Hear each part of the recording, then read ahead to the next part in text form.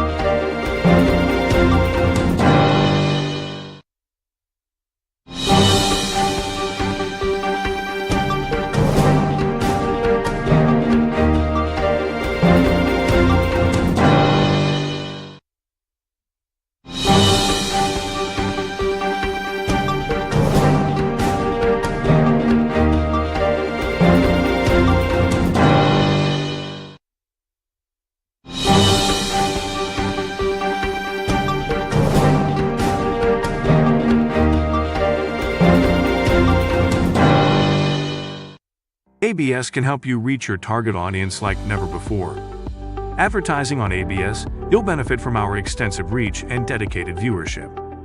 We offer special advertising packages during primetime slots and popular shows. You'll also be featured on our social media platforms, reaching an even wider audience. Don't miss out on this opportunity. Take your business to the next level. Contact our advertising team at absafricativ@gmail.com. ABS can help you reach your target audience like never before. Advertising on ABS, you'll benefit from our extensive reach and dedicated viewership. We offer special advertising packages during primetime slots and popular shows. You'll also be featured on our social media platforms, reaching an even wider audience. Don't miss out on this opportunity. Take your business to the next level. Contact our advertising team at absafricativ@gmail.com. ABS can help you reach your target audience like never before. Advertising on ABS, you'll benefit from our extensive reach and dedicated viewership. We offer special advertising packages during primetime slots and popular shows. You'll also be featured on our social media platforms, reaching an even wider audience. Don't miss out on this opportunity. Take your business to the next level. Contact our advertising team at absafricativ@gmail.com. ABS can help you reach your target audience like never before. Advertising on ABS, you'll benefit from our extensive reach and dedicated viewership. We offer special advertising packages during primetime slots and popular shows. You'll also be featured on our social media platforms, reaching an even wider audience. Don't miss out on this opportunity. Take your business to the next level. Contact our advertising team at absafricativ@gmail.com. Today, the 29th of February 2024. This one are the ARF for Bui. Honor FM Maddock and Major General Viper Yes. This one now the ambush unit for Wainama. In an ambush. Yes. Yes.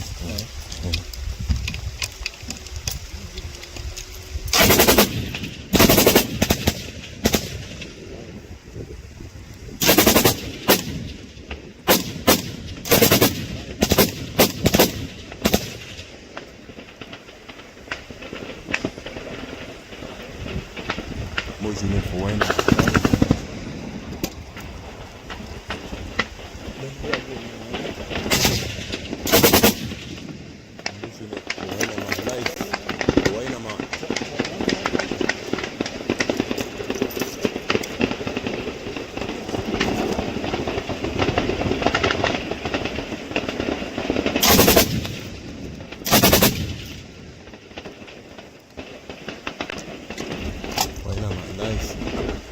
Yes, we don't block them for day.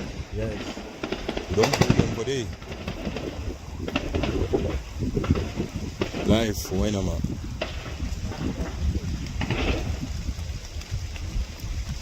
Live. Ambush unit for Wainama. Live. Shake no day.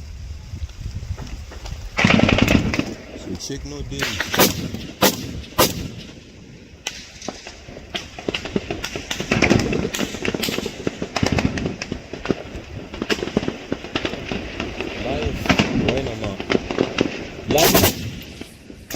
All right, ladies and gentlemen, the images you find on your screen, those images are emerging from Bui. Bui, of course, coming from the Bui warriors. The Bui warriors talking about the feat that they are carrying out, they are achieving against La République du Cameroon soldiers in Bui County.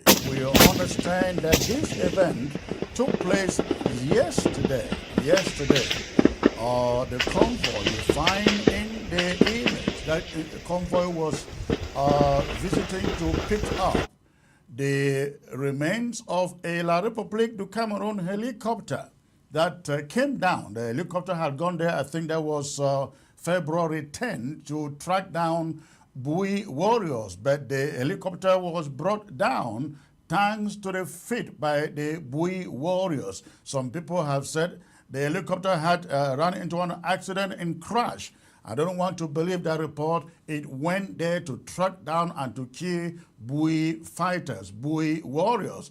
But luck failed to smile on the team, and the helicopter came down. And so yesterday, from the images you find on your screen, you can see the truck. You see what the truck is carrying? The truck is carrying the remains of that helicopter. In fact, you can see the tail of that helicopter there.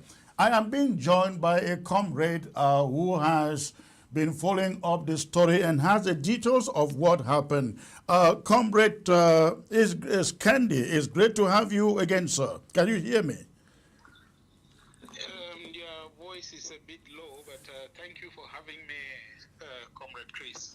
All right, thank you, sir. I hope you guys are doing great out there. Tell me, we have the image, the footage of the envoy carrying the remains of the helicopter that crashed in Bui. When did the crash take place? Was it the 10th, February 10th? It was on the 10th, but not February. It was in January. Oh, it was since January? Yeah, since January. That's in Kikaikelaki. We know of Kikaikelaki is the home of the Cardinal Toomey of blessed memory. That is where it happened, at just at the Catholic school there, so not far from the main road. So the crash took place since January, and they did not go for the remains? They have been struggling to, let me use the word evacuate in quotes. Yes. They tried so many ways. Helicopters came and they tried to revive it, but they didn't succeed. So they have been trying to take some parts. First, the wings were taken off and ferried by air, and then the other parts that you see yesterday, part of some of them were dismantled because the helicopter shattered itself on that 10th of January. So they decided to bring front-loaded this caterpillar that we all know. You could see it also Today, in the convoy, and then they brought a trailer. February. So these assisted them, and they were able to put on the trailer to take it to Yaoundé. Interesting. It appears that Facebook has just shut us down for those who are watching by way of Facebook. They just shut us down. I hope that the audience will maybe perhaps divert to YouTube. If you can't watch us on Facebook, do not hesitate to go over to YouTube, where it is still where it is still running. So now the event of yesterday, so they went to pick up, to tow away the remains of the helicopter. And in this image that we have on the screen, they are taking it to where I understand this was right around the border of Bui and Ngo Ketunjia. That's correct. The distance is about 35 to 45 kilometers from where the event took place. And it may interest you to know that before they came to pick up this what people call the shadow or the skeleton of this helicopter, they had tried to come in the night, but they met with fierce resistance as both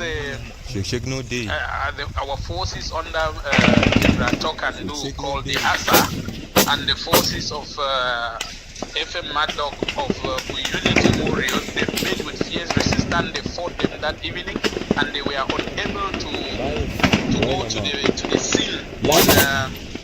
That was on Wednesday evening. So they only succeeded to arrive the scene on Thursday morning, and that was also after another fierce battle. They had to combat about 3 to 4 different groups of Unity Warriors before arriving the scene to ferry the skeleton of that helicopter. So they had not only Today, on their return, they still made about 4 to 5 different battles. You will even see somewhere along the road before entering this one are the LGA, which is coming towards Jakiri. There's FM another Maddock video that is and online Nijo. where our forces of ADF they came also and had another fierce battle with them. So they had a hard time. It took them around 9 to 10 hours to cover a distance of 40 kilometers that you just saw. And that last one that you see at the battle, which is Onama, it was again another ambush unit, meaning that all the 4 ambush units in Bui came out and dealt with them. So we even had news that they had to sleep in Babisi, which is about 10 kilometers away, simply because some of the cars were destroyed and the engine got affected. So they only had to sleep in Babisi, and then they left this morning again to continue their journeys. Now, we have heard reports of casualties in this incident. Tell me what the casualties were. At the moment, we can only confirm 5 military officers that died. Oh, because 5. The stupid thing, 5, yes, we can confirm 5. The stupid thing about them is that some of the small cars that you see behind, they were wide open.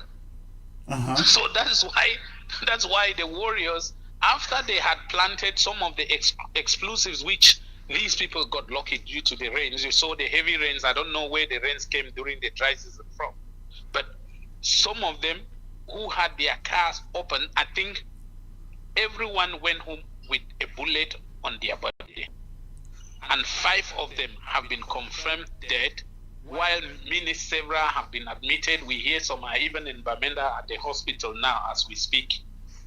Right. So we can, for those of you watching, you can find some of the images on your screen. The images you are warned, they are not good enough, but you can see what the handwork of the Bui warriors. yesterday. This again happened yesterday in Bui. So this was an incredible job by the Bui warriors. This was powerful. I mean, I am very impressed with what the boys of the Bui warriors are doing out there.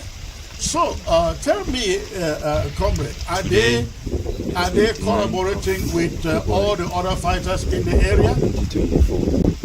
Like I said, you call them Bui warriors, but these are actually Bui unity warriors, which is a sign to tell you that there is collaboration among them, and that is why you have the ambush units that were divided. I mean, each ambush unit has a minimum of 5 camps. Okay. 5 different camps, and you had 4 ambush units yesterday in action. So that would tell you that at least 20 barracks were out on this operation yesterday. Right. And they communicated with each other, and they all plan on when to be and when to wait and when to carry out these attacks. All of them had, like I said, it's thanks to the rains that these talks, they survived. You would have seen probably this already dead helicopter would have died the second time yesterday. Interesting. Now the shootings we hear in that video. Who is shooting? Is it the warriors or La Republic? Like I said, the shootings that you see is the last ambush unit. Those are the Bui Unity warriors shooting against La Republique. And then, in order for them to defend themselves, they also started shooting indiscriminately, as they didn't know from which direction these gunshots were coming. So they were shooting in the air or where they suspected the gunshots were coming from, while the warriors who knew and had their target were shooting directly on the cars and on the open air where those soldiers were. Wonderful. If you look critically and keenly, you will realize that there is one who even ran out of the truck when he saw that his colleagues were already on the ground and was trying to cross around. If you look critically, just before the goat that came across. Yeah. He saw that all his colleagues were shot and he had to run from behind of the car and then to take refuge in the ammo car. Interesting. All right. Listen, I very much appreciate you giving us these details. I hope you guys will remain safe out there. Thank you so much, and I will not end this conversation without also appreciating you for the support you sent to the Unity Warriors last month. We want to let you know that even though you didn't make noise about it, they told me about it, and they are very grateful. During last year, you also made a very huge gesture in Momo, which you didn't even know that I knew. But when I met with some other colleagues we are collaborating with, they confirmed that the support came from you and your team, and the Unity Warriors are very grateful, and the Major General actually asked me to appreciate you personally. Thank you, comrade. I really appreciate that. We have said it from day number one that once we find any team that is doing work on the ground, we will support them, and we do that silently without making noise, and you will never hear us go out to take credit for any action. But I'm telling you, as you have said, we support them.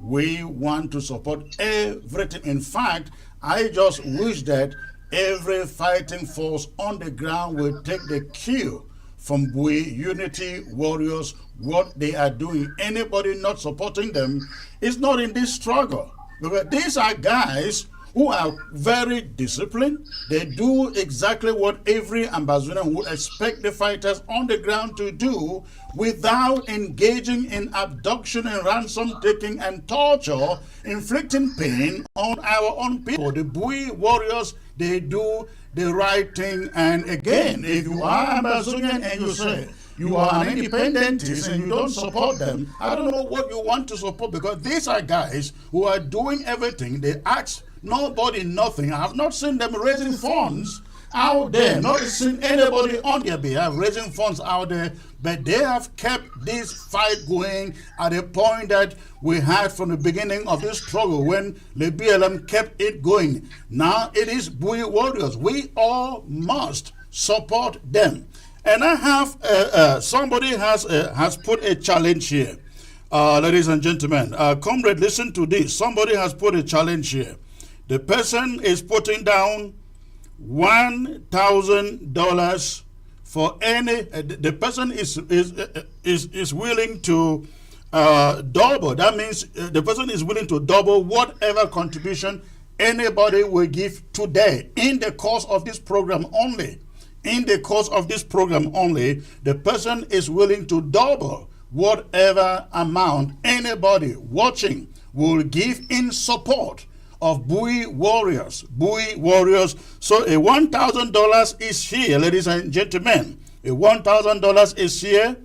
And the guy who is putting down 1,000 is asking anybody, which means if you give $100 before the show is over, for Bui warriors, the person will double it to 200. You give $50, he will double it to 100. I just wish that the people in the treasury, they listen to me, they can forward the payment information to me so it can get on the screen. That is the challenge. That is the challenge, and I'm challenging everybody out there to make sure that the Bui warriors keep this war on, not just in Bui, but in Ambazonia.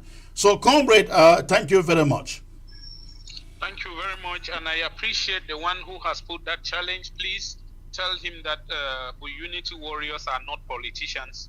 We accept support from any Ambazonian who wants to see this war come to an end.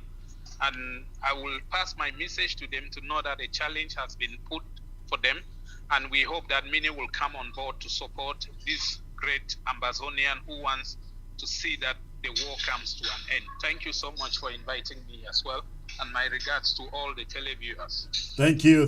God bless, sir. All right. So, ladies and gentlemen, there is a challenge. Again, there is a challenge out here for $1,000, and somebody is ready to. Somebody is prepared. Somebody is prepared to double whatever amount you can donate today. You can donate today for the Bui warriors. So I am challenging you, go to the phone and please, if you are watching and listening out there and you are from the Ambazonian Treasury, I'd like you to forward the payment methods to the Ambazonian Treasury to me. I will take a short break out, and when I come back, I will make sure that that information is available for you out there to be able to support these wonderful, courageous, brave Bui warriors. In the meantime, I don't know whether people are able to watch this show on Facebook. My screens are all frozen here. I don't know whether Facebook is running. Please drop some messages on the screen. If you are watching by Facebook, let me know that you are able to watch the show. Okay, again, I will be right back in a few minutes.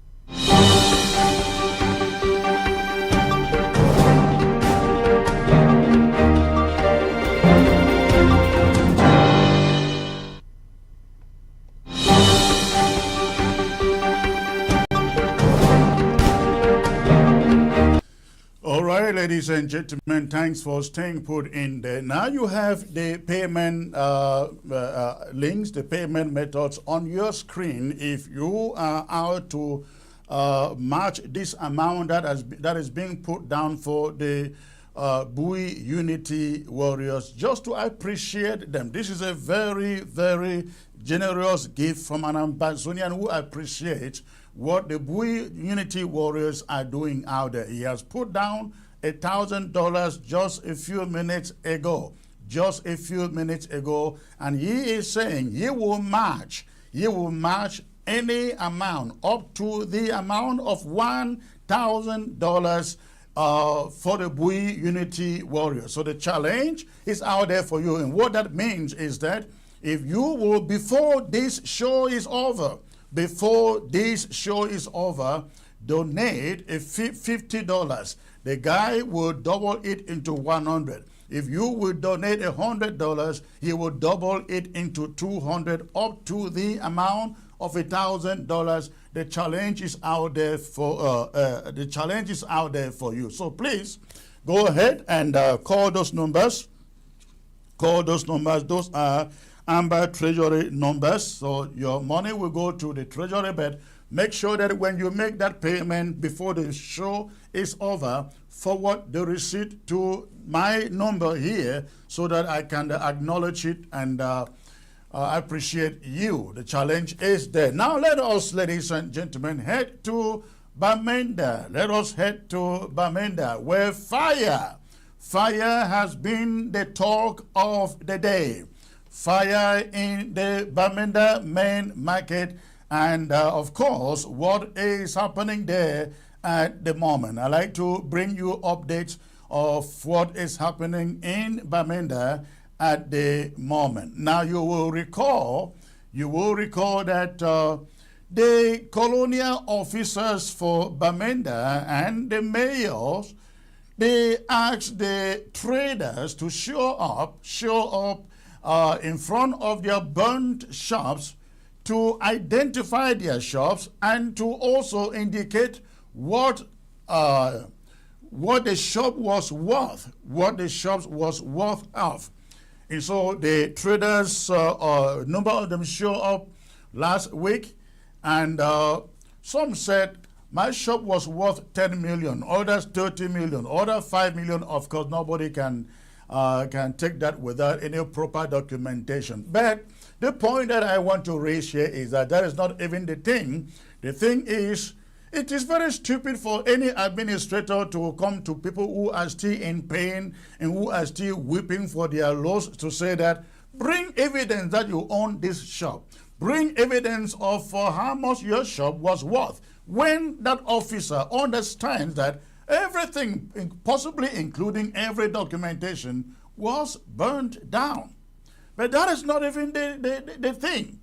The colonial officer in Bamenda goes to the market, assembles these traders, and addresses them in La République du Cameroon's parlance, French language, in exclusively English-speaking Anglo-Saxon Bamenda, ladies and gentlemen.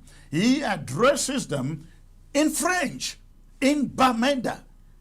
If this doesn't make sense to you, why we are fighting, I don't think you will ever get it, that we are fighting assimilation, annexation and assimilation, and people remain so insensitive, they will come in a time and a moment of crisis and address the people in a language that many of them cannot even understand. But worse of it, the colonial mayor comes to the traders and said to the women, well, you want the sympathies of the head of state? You have to show up on Women's Day to participate in the Women's Parade so that the head of state can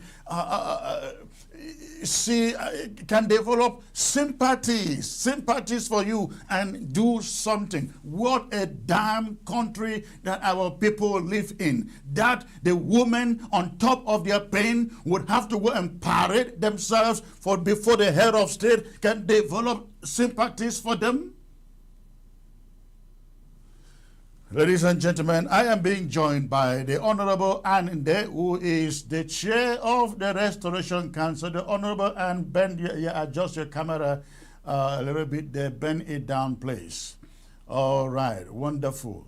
It's a great pleasure to have you. I mean, this is so sad. This is so sad, what we are hearing out of Bamenda, that people who have lost their livelihoods, they are being tortured, psychologically tortured, and they must go parade themselves before the person they call their president can come to their help.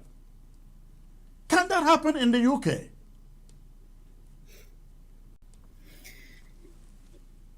Hi, I want to greet all Ambazonians watching at the moment, and thank you for bringing me to the show, President Chris. So, when you talk about the UK and what is happening in Bamenda, I think you are comparing two things that are incomparable. Because the UK people know their rights, they fight for their rights, and of course they have a right because they have the freedom, they have the right to self-determination, which is what we do not have back in Amazonia.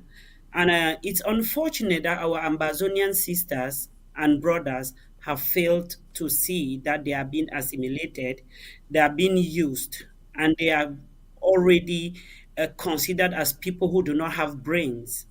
It is not a coincidence that this happens in Bamenda when everything that is negative about Amazonia is tacked on the Bamenda person. If this had happened in another city, this would not be the case. The colonial authority will not have that guts to come out and tell people to prove that they own the shops, as if those shops existed in space, you know.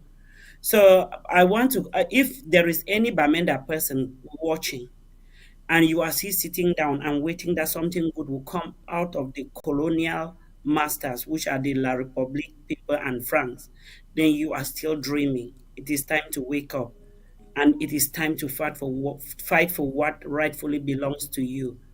So this cannot happen in the UK, Secretary Chris. That is it. Not even say in the UK, not even in, just take the neighboring Nigeria. Correct. That this cannot even happen in Nigeria, which is still a third world country. This cannot happen in Rwanda. This cannot happen in South Africa. So if you're talking about the UK, you're already crossing too much. And we have to live an exemplary life. This is a generation that has everything it takes to expose the ills that are being perpetrated on them. But they are folding their arms and waiting and still bowing down to the ghost president who doesn't even exist in practice. He only exists in theory. And I just don't understand how we are being blindfolded to this extent that we have failed to even see what is standing right in front of our eyes. Thank you. Thank you. What would you say to the women who are being told you have to go and participate, take part in a women's parade on Women's Day before the head of state can see your pain? Yeah, I want to talk to the Bamenda women in particular and Ambazonian women in general that it takes a woman to change a country, and it takes a woman to build a country. It takes a woman to destroy a country. You are women, you are the mothers of that country. That is why every country or whatever is solely dependent on the lives put forth by women. All those people who are standing there, they have mothers that carry them in their wombs for 9 months. And if you women are going out to march, just to show that you have pain by giving La Republique that opportunity to show the world that there is peace and everything in Amazonia has come back to normal, then you are just killing those who are still alive and you are burying those who died from their hands and you are taking their blood into your hands. If you have that feeling for all those who have lost their lives, think of the generals. Think of the widows who are out there. Think of the little children who have been burnt. Think of what happened recently during the 11th of February and all of those who lost their lives. If they were not murdered by women, if they were not brought forth by women who are just like you, and the military goes around killing and shooting them without any remorse. And if you think that your own case is special, then don't cry tomorrow and expect others to join you when you go out on the 8th of March and march to show the world that the Amazonia has returned to normalcy, knowing fully well that we are at war and nothing can be normal during war. And if this is war, stay at home. I am advising every woman, in as much as we want to show on Women's Day that we are women, I am advising you to stay at home. You don't need to go out there and expose yourself to the enemy to give happiness to somebody or to some people who have inflicted so much pain on your own people. Please, women, if you have ever pushed a pregnancy for 9 months and you go out tomorrow and march, just know that you have carried a curse on yourselves. And I'm pleading that don't be coerced, because after that march pass, those people will abandon you and all they will take away are the photos and videos of you marching to parade on social media platforms and show that Bamenda or Ambazonia was okay. Please don't go and give them that opportunity. I am pleading. If you are mothers like myself, don't do that. You can enjoy Women's Day at home, but don't go out there on the streets marching, please. No matter how much they give you, it will not be enough to bring back even one life they have taken away. And it will not be enough to wipe the tears of the mothers who are still in pain, who are still grieving their lost ones. Please, let's use this day to console those who are grieving at the moment, to comfort those who have lost people, and to call our own fellow women who have lost their children or their husbands and condole with them, rather than going out there to march in fancy dresses and drink a bottle of beer or two to show the world that it's Women's Day. Nothing is changing you from being a woman. I'm sorry if I'm talking too much. No, You no, are go still a on, go woman on. whether you go out or not. But don't go out there to march because you have been given 5,000 or 10,000. You go and march and drink sugar and add to your diabetes because you want people to make videos of you. And maybe you don't even know that what they want is just to make videos of you and send to the international community that you guys are back to normal. So don't be that person who will kill this struggle. Please, I beg you. And thank you to all the women who have listened and who are taking this into consideration. Thank you. Thank you. Comrade Derek, it's great to have you back on the show, sir. Tell me, it just appears like we have been wasting our time for the past 7 years in counting in this struggle, talking about uh, annexation, assimilation. I mean, looking at the fact that a disaster like this one takes place in a predominantly Anglo-Saxon Bamenda, and the colonial official remains so insensitive, he will go out and address the people of Bamenda exclusively in French, as if to say, damn you. Do they understand what we are fighting for? Thank you, Comrade Chris. Do you hear me? I hear you, five Do of you hear five. me? Okay. Yes. Yeah, thank you again for bringing me on your show. And I just want to greet all Ambazonians who are following us, those in the diaspora and those back at home. And I also like to greet my fellow panelists for having that chance to join us on this crucial debate. You see, the arrogance of the colonizer will never stop until the day we are free. And that is why it is left on us Ambazonia to follow them keenly and to know that all what these people want is to keep us under slavery, is to keep us under annexation. We should be reminded that they are the ones that violated the plebiscite agreement we had with them. we voted to join them so that we could work together and make both languages, both people, both country progress alongside, side by side. It was not for them to come and impose on us their nationality. We should understand that we voted to become Cameroonians. Likewise, they were citizens of La République du Cameroon. So by the moment they agreed on the plebiscite agreement, they signed it, it meant that they were giving away their nationality, giving away their sovereignty, giving away their form of their states, and we were doing the same so that we can come together now and form what was to be the Federal Republic of Cameroon. That was the creation of a new country which will now reflect the identity of both countries that came together on equal status. You see, but we should understand that these are arrogant people, very arrogant. And you just look around, even look around Africa, you will see that those are the only people still going around with the colonial regalias that De Gaulle prescribed to them far back in the 40s. So there's no officers around. Look at Nigeria, look at other countries. They don't more wear those clothes. So it's to tell you that the people actually governing that country is a clique of people who reside in France, and they have their puppets there in Cameroon, and they administer that country.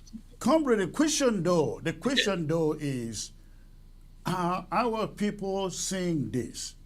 Do they understand this impunity that La République du Cameroon continue to enforce, that in spite of 7 years, 8 years of war because of the assimilation, they continue just to do things as if nothing has happened? Are our people sensitive enough? Are they understanding it? Are they seeing the impunity to say, you know what? We know why our people are fighting. We know why our brothers, our children are in the bushes. Do they see this? I believe that our people are seeing it. We should not forget that Cameroon has its military everywhere. Like and they have the money to influence decision. You know, they have the money. They have. I would say they have the knife and the yam. Our people have been put in a situation where they are so desperate. You know, just like that, they're so desperate that they have no choice than struggling to make up their living. So I think that if they should give them that freedom, that liberty to actually express themselves, you will find that venom coming out from them. And the colonialists are fully aware of that. They know that our people are conscious, and that is why you see they bring all those torture methods, you know, they used in their against the UPCs in those days. They are transferring that to the Southern Cameroons. You know, so we should not see the silence of our people to be some kind of giving up. No, I don't see it that way. I think our people know what they want.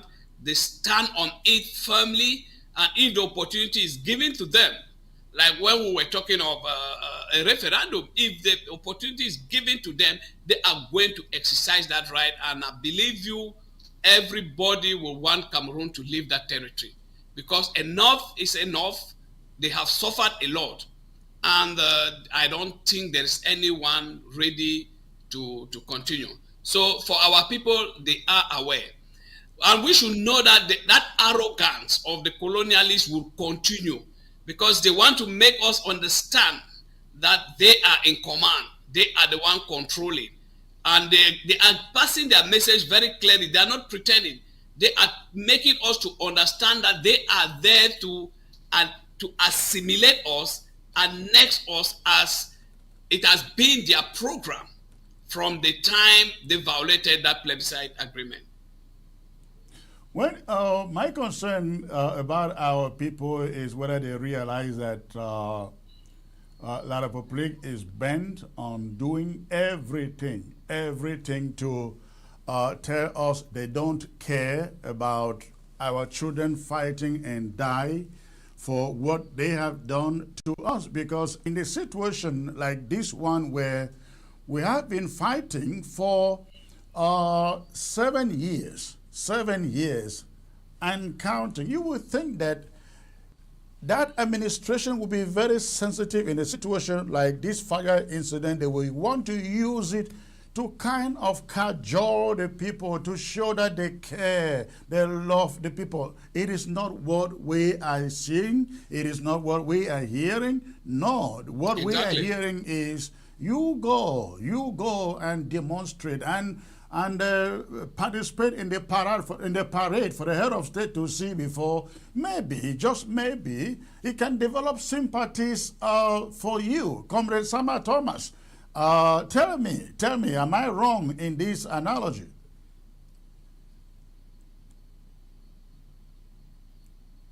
Things can only happen before I go. Let me say, even to my fellow Eric and the chair of the RC, Madam. I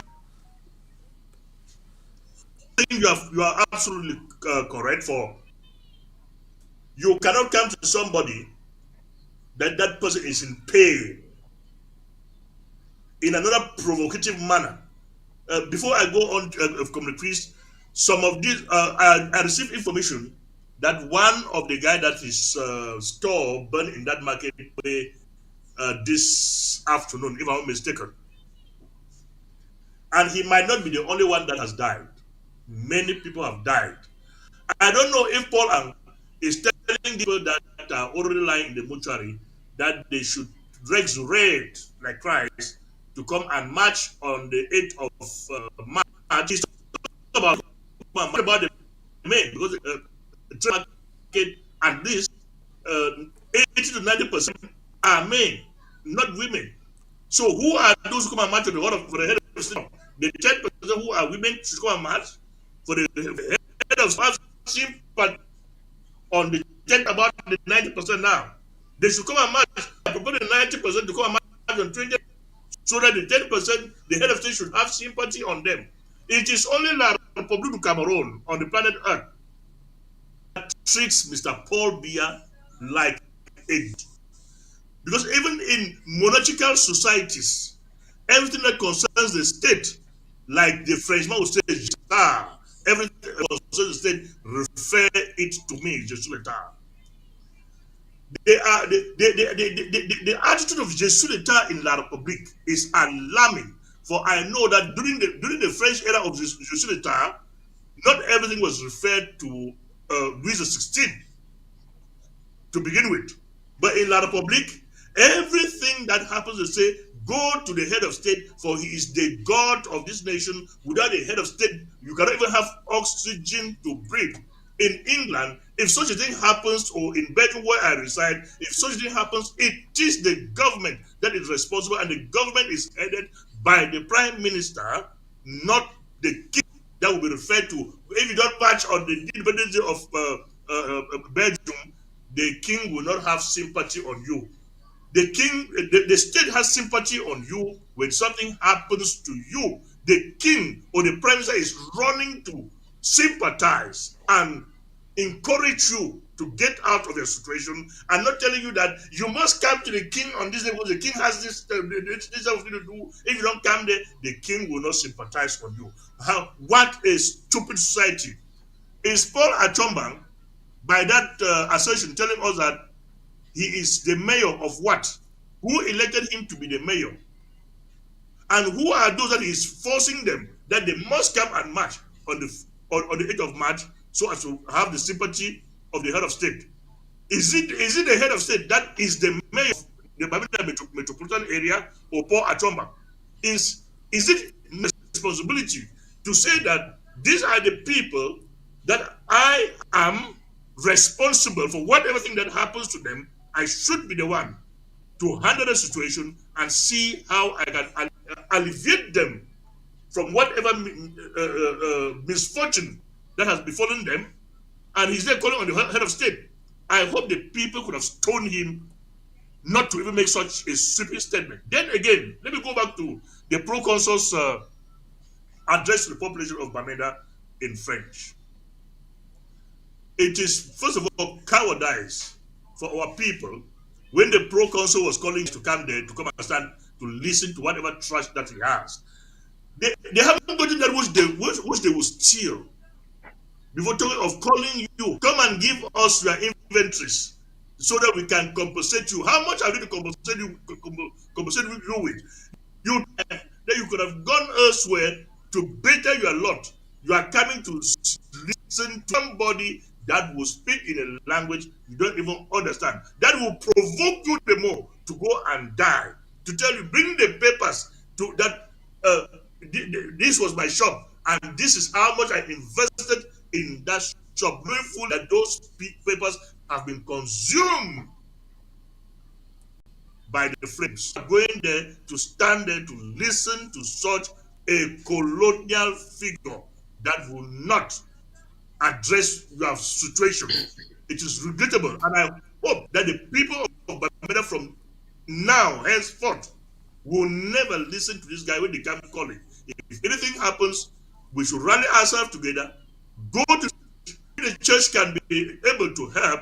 They should ask everybody to contribute their widow's mite as arms to support the people that have been that have incurred such losses in our society, and not going to the so-called La Republique administrators who will add but injury on an injury rather than consoling with us, for they will never console with us. So that attitude of going to these people for anything must are what I call agent provocateurs. The provocation is more than enough. Must not give them again to provoke us next time. I mean, when you talk about the church, I don't know what the church can do here. It's a big disaster. I mean, when you are talking about over 325 shops, you're probably talking about more than 300 people, because my understanding is that some shops had like 2, 3 occupants. So it's a big thing to even think that the church should come in and do anything, unless they just want to maybe target their members and see if they can do anything. Comrade Chris, when we are collecting Peter Spence collection for the poor and it is not as if we are going to foot the bills of the sick in the hospital completely, or we are going to feed the poor for a whole year. We give you a token to say, get this, even if it is going to take only for one day. That is something coming from a pure heart. It's just a symbol of our sympathy that we are extending to these people, and not that we are going to really solve the problem that they are already seated in. I feel if someone gives you something, no matter how little that thing is, from the bottom of his heart, it is worth than a million that will come with an insult on top of it, for you will never use it to do better. Well, let me turn to the Honorable and there. I don't know what will be your take. The Bamenda City Council says they want to reconstruct the market. They want to rebuild the market. The biggest fear in this situation is that if care is not taken, if diligence is not made, none of the over 325 shop owners will be able to get back into any shop in that Bamenda market, because Francophones are lined up. Francophones are lined up to buy every new shop in that market. What would be your advice to the traders who suffer from this incident as far as this reconstruction is concerned? Thank you once more, Secretary Chris. Before I started talking the first time, the panelists were not here, and I want to take this opportunity to greet them, especially Comrade Derek, who has never been on the same show with me. And special greetings to Thank you. Honorable Salma Thomas. Even though we talk and we see almost always, I'm greeting you especially in front of Ambazonians now. You're welcome to the show. And nice always having you on a show like this because you talk a lot of wisdom to the people. And I want to appreciate all you've been saying here because you've been speaking the truth. And I hope it is entering in the heads of those who are listening. So, coming back to the burning of the market, Mr. President, I want to tell you that this market was burnt. It was pre-planned. If you do thorough investigation, or if the wind could just blow open the plan that was hashed before this market was burnt down, you might see that these shops were pre-booked even before the burning took place. What I'm trying to say is that if your shop has been burnt here and you are still going there thinking instead of standing now and rioting and demonstrating to keep your shops or to sack all those colonial regimes out of Amazonia, and you think that that shop will return to you, you will come back begging us to go on live and demonstrate for you when it's too late. This is the opportunity for you able to rise up and fight for these shops because this is all you have now left. By the time this market will be renovated, the shops will be owned by Nigerians who can pay much money, Bamileke people who control the wealth of the country, and the few La Republicans who are there, and only the few people from Ambazonia will have these shops again, and those are people who are really financially viable. And those of you who have been managing to keep this shop, maybe it has been passed from generation to generation, like it is the case, you will all lose it because you will not even have a voice and you have nothing to do. So this shop was just burnt down to take it away from you. The people who burned down these shops did not think of what you will do, how you will feed your children, how you will even pay your electricity bills. They did not think of that. They only burnt it down because they know that you are not supposed to be there and you are keeping quiet and instead thanking the president. I want, before I come back to what the Secretary Chris has said, I want to ask you a question. When this person addressed you in French, the colonial SDO, did he not know that Bamenda is an English-speaking region? Can a Dio in Yaoundé address Beti people in English? And they will even allow him talk? What is coming over you guys? Ladies and gentlemen, open your eyes.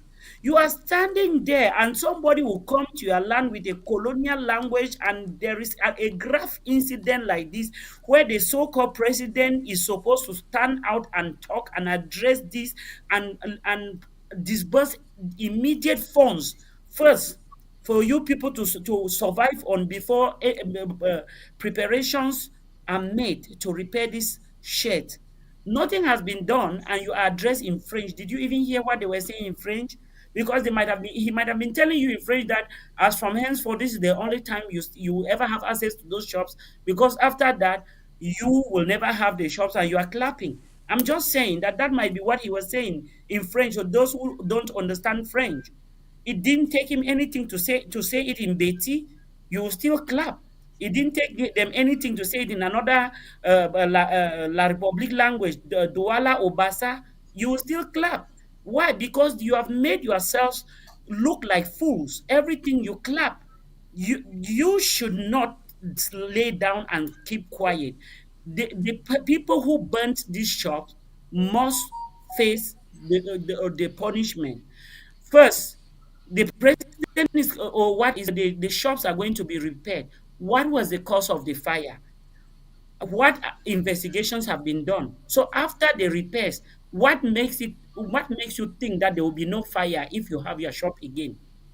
So first, the root causes of this fire must be addressed. This is a little similar to our La Republique Amazonia fight. We are fighting to separate, and we want everything, the negotiation. We have to go back to the root causes because we cannot just sit on a table to negotiate without knowing What brought us together first? So what caused this fire? You have to address it. So if they give you 20 million today and you go and keep in the shop and they burn it again tomorrow, what have you done? Nothing. You have not proven to them that you own those shops. You have to stand up on your feet and stop that. So I want to thank all those who have been saying, talking here. Honorable Sama has really spoken a lot. Comrade Derek has spoken, and I'm still adding. And I will add even in pidgin, say, my mommy them, I beg. My papa them, if they don't burn your shop for the market, no say na la republic don burn am.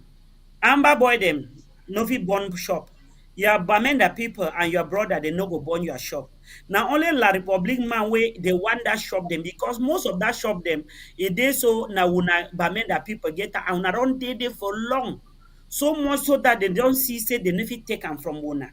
The best way for take am from una na for render una useless. So that when they go rebuild those shop them, you no go even get money. After they rebuild those shop, they go pay say don't spend 30 million for one shop. Forget a shop now for there, you go pay 15 million. And then before they will give you deadline where they know say you no fit meet that money. You go one come for there, they'll tell you say different person don't get them. You go turn be worker for inside that shop, the sales boy for Bamileke man, for inside shop for your own city, where maybe now for that shop they pay your school fees before you come take over from your papa and your mommy. Make una no green. Make una march go for Dio or for governor's office of Bamenda. Me they tell you una why they burn that shop. And if any man they want repair una shop, then that una find people, me they repair them. And before they want repair una shop, me they sign document they will una. Me they sign document say your shop na your shop. When they talk for you, say me can't show proof, say you be get shop and you be getting the inside. Ask them whether time they can't hold you may pay per time. May you pay taxes. May you pay this. They don't ever ask you me show proof say na your shop. Nobody they can't seal the shop, force you, you give money, harass you. So the time don't reach now where you get for instead harass them, you find place for your arm she don't. And I saw you the she don't have your house. The think. You Thinking see, no go give chop. Thinking no go give shop. So when I stand up, thank you. you Yeah, see, I would like to add something. Okay, yeah, I just wanted hold to on, add something. comrade, hold on there, comrade. You see, to Ander's point there, the fact is that the colonial administrators in Bamenda, they know exactly who owns which shop in Bamenda because they know who is paying patent, they know who is Exactly. paying rent because rents are paid to them. They know who is paying the Exactly. rents. They have records, they have data. So the idea that they will even go meet the people and say, we want to know who owns this shop. We want to know, what about your own records that proves ownership? Comrade, I will give it back to you. Yeah, you are right. I just wanted to say that what you've just said, what I wanted to say about, but I wanted to say that the council itself, the Bamenda Council, has a record of all the traders who are there. They even have trader unions and other movements, concerning traders. But what I want to draw our attention is to on what I want to draw our attention on is the fact that the colonial administration is fully aware of who burned the shops. And we should not underestimate how far these people can go. Genocide is not only about killing people. It's not only about sending their bees to come and kill our people. You have what we call economic genocide. And that is part of what they have been doing. If you look, even burning our hospitals, is part of genocide. Burning down our markets, because they have seen that maybe behind their psychology, they believe that by burning those markets, it will reduce the financial power of the people of Bamenda. It will render them more poor in a way that they will not be able to support our self-defense forces, because they believe that those self-defense forces are having finances through commercial activities in Bamenda. So they want to reduce that, and that is why they came up with this idea of burning that shop. And when you look, they are using only our own people, to bring them back there to tell them that, oh, you see, Well, we comrade, are going to be. I'm sorry, I really don't buy that idea that self-defense forces burn down any shop in No, Bamenda. that is not what I'm saying. And I'm Okay. not saying that. I'm saying that they want to reduce the financial capability of our people being able to at least to give something to our self-defense volunteer, because that is what is behind their mind. Their mind is that if they can reduce our economic potential, then we will not be able to support our self-defense forces. So for burning the market, it is them who have done so. And by so doing, they believe that they can now bring their own people during the construction. And there's something we should know. Those markets, I can remember far back from 1980, 81. By then we were still small. I used to be at the, I used to visit the palace, the Mancom Palace there. You know, we used to play there around, visit the chief. And then we used to drive to the market. That market, most of it was not built by the council. It was our people, the traders, who contribute their money. The council merely shows you a place, you put your money, you invest it inside there, and then you start paying patents and rents to the council. This is how these people did it. So the Cameroon government has no penny, no single franc in that market. So when you hear they tell you that they are coming to reconstruct, they are all lies. So what they want to do is Well, that the market is a municipal market, and it is managed by the city council, isn't it? Yeah, but that is what they will tell you. But ask most people who have shops there. Most of those shops that are there, they were constructed. That's people don't give their money to the council because they want the shop. They give them, and the council merely do the job, and then the people start paying rent, and that is how they have been functioning. Cameroon government has never given a budget to build any market in Ambazonia, except I don't know, because if you look all the markets, if you come for in our area, all the markets are being built by the people themselves. They give No, money to the comrade, council. let me say something about the ownership of the market, because my Yeah, I brother-in-law might be owns wrong. it. Yeah, go on. Yeah, when they constructed the market, like the food market, the shops, when they just put the foundation, you go and register to have a shop. There is a particular amount you have to pay outrightly to own the Exactly. shop after some number of years. So it might be Yeah, 15 years or 20 years, but even though you are paying this amount, you still pay ground rent to the city councils. So when you exactly. pay that ground rent to the council, even the day you finish paying that shop, you will still pay. You will still keep paying ground rent. So what they used Exactly. to do is they wait until you are finished paying everything, and then they come and burn down the shops so that they can reconstruct again, and then you sell it back to you again, And and you give it to start paying different interest. bidders. Yes, or if you That is it. cannot pay afresh again, now they sell it to other people, because I like back in my LGA, we owned a shop. We still own it till now. One time Yeah. during the 1990 uprising, the market was burnt down, and I'm telling you, before the plan was made, our own shop was already given to one renowned businessman who bought almost the whole street. If it's Exactly. that we do not have people in the family who went there and fought, and the mayor had to make serious negotiations to get back that particular shop for us, we would have lost it. So, and that is exactly what they do. And then they tell you, okay, if you want to get back your shop, we are giving you 2 days to raise 3 million. And then you see a village woman who is selling sha, who needs Njangi house to go out to the credit union to go and raise 3 million. How can you raise it in 2 days? So they give you conditions that are very tough and tight, knowing that you will not be able to make it, and then you feel satisfied that it was your family that failed you and not them.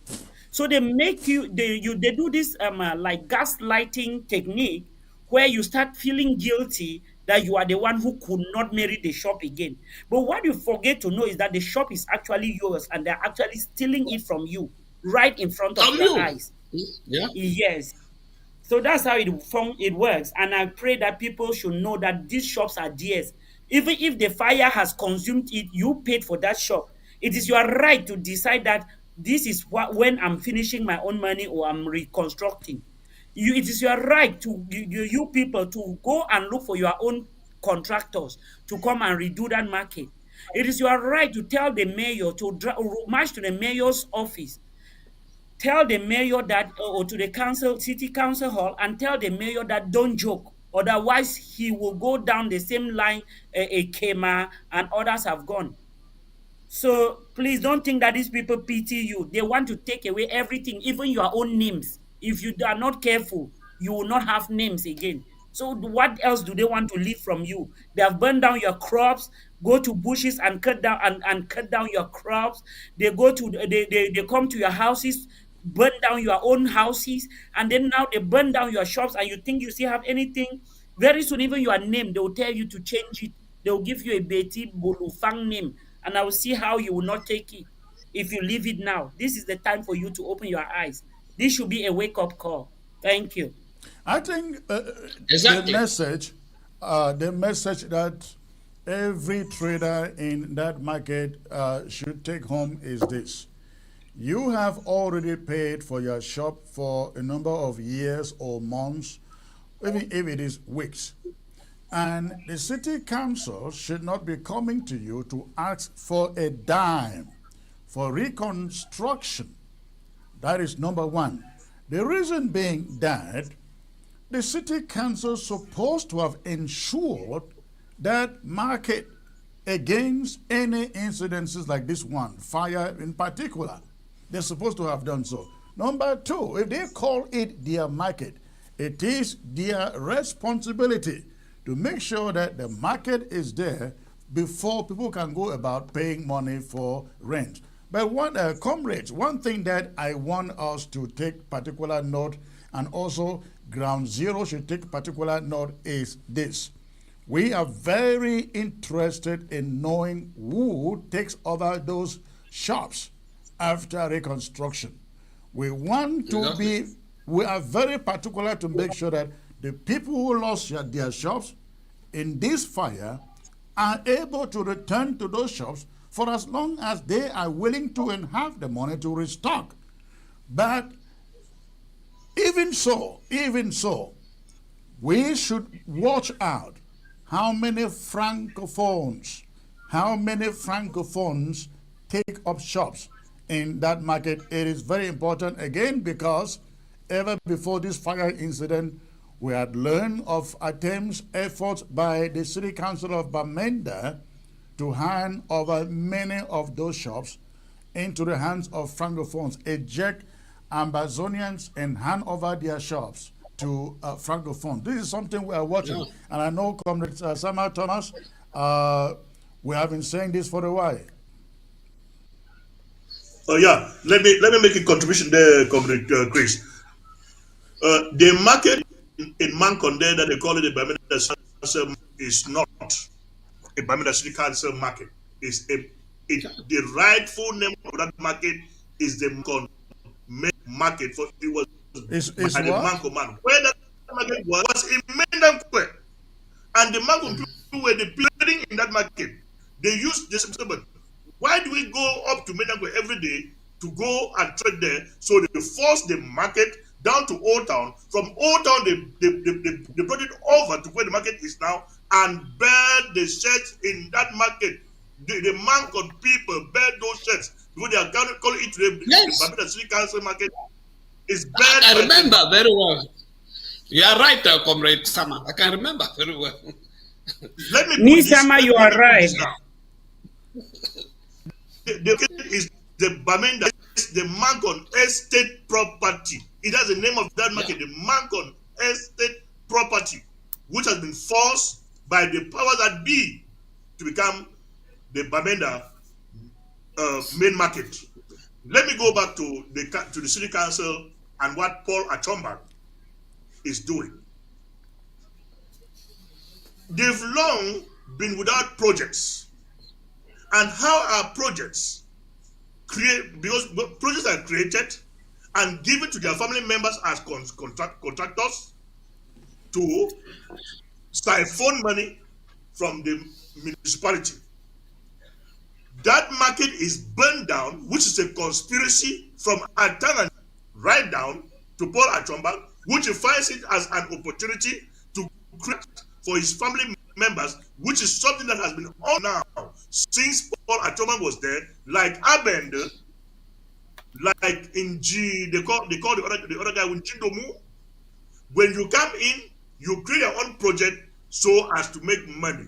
So Paul Achomba has created his own project where they were not moving. He found out that the only way he can do to grab more money is to create a project by burning down market so as to give contracts to his family members. That is one of the reasons why he supported the burning down of that market and to give it over to Bamenda Keys. But like I've said, the Mancon people and the people of Bamenda should start now. If any reconstruction is taking place in that market, the reconstruction should be done to give the market back, or the sheds back to its rightful owners, those that were there running the market. There shouldn't be any excuse, and nobody should go to pay for any amount of money that in Jindo, what they call him, Paul Achomba, will ask you, and the elected station who calls himself Mr. Governor, that you should pay to secure his self. Everybody should say to it that reconstruction should be done and given back to the people. If they cannot do it, they should return back the property of the Mancon man who reconstruct that market and give it to our people. Before they hand it over, they should hand over the process that they've been making in that market for how many days. They should know what structures we are going to put in that place today.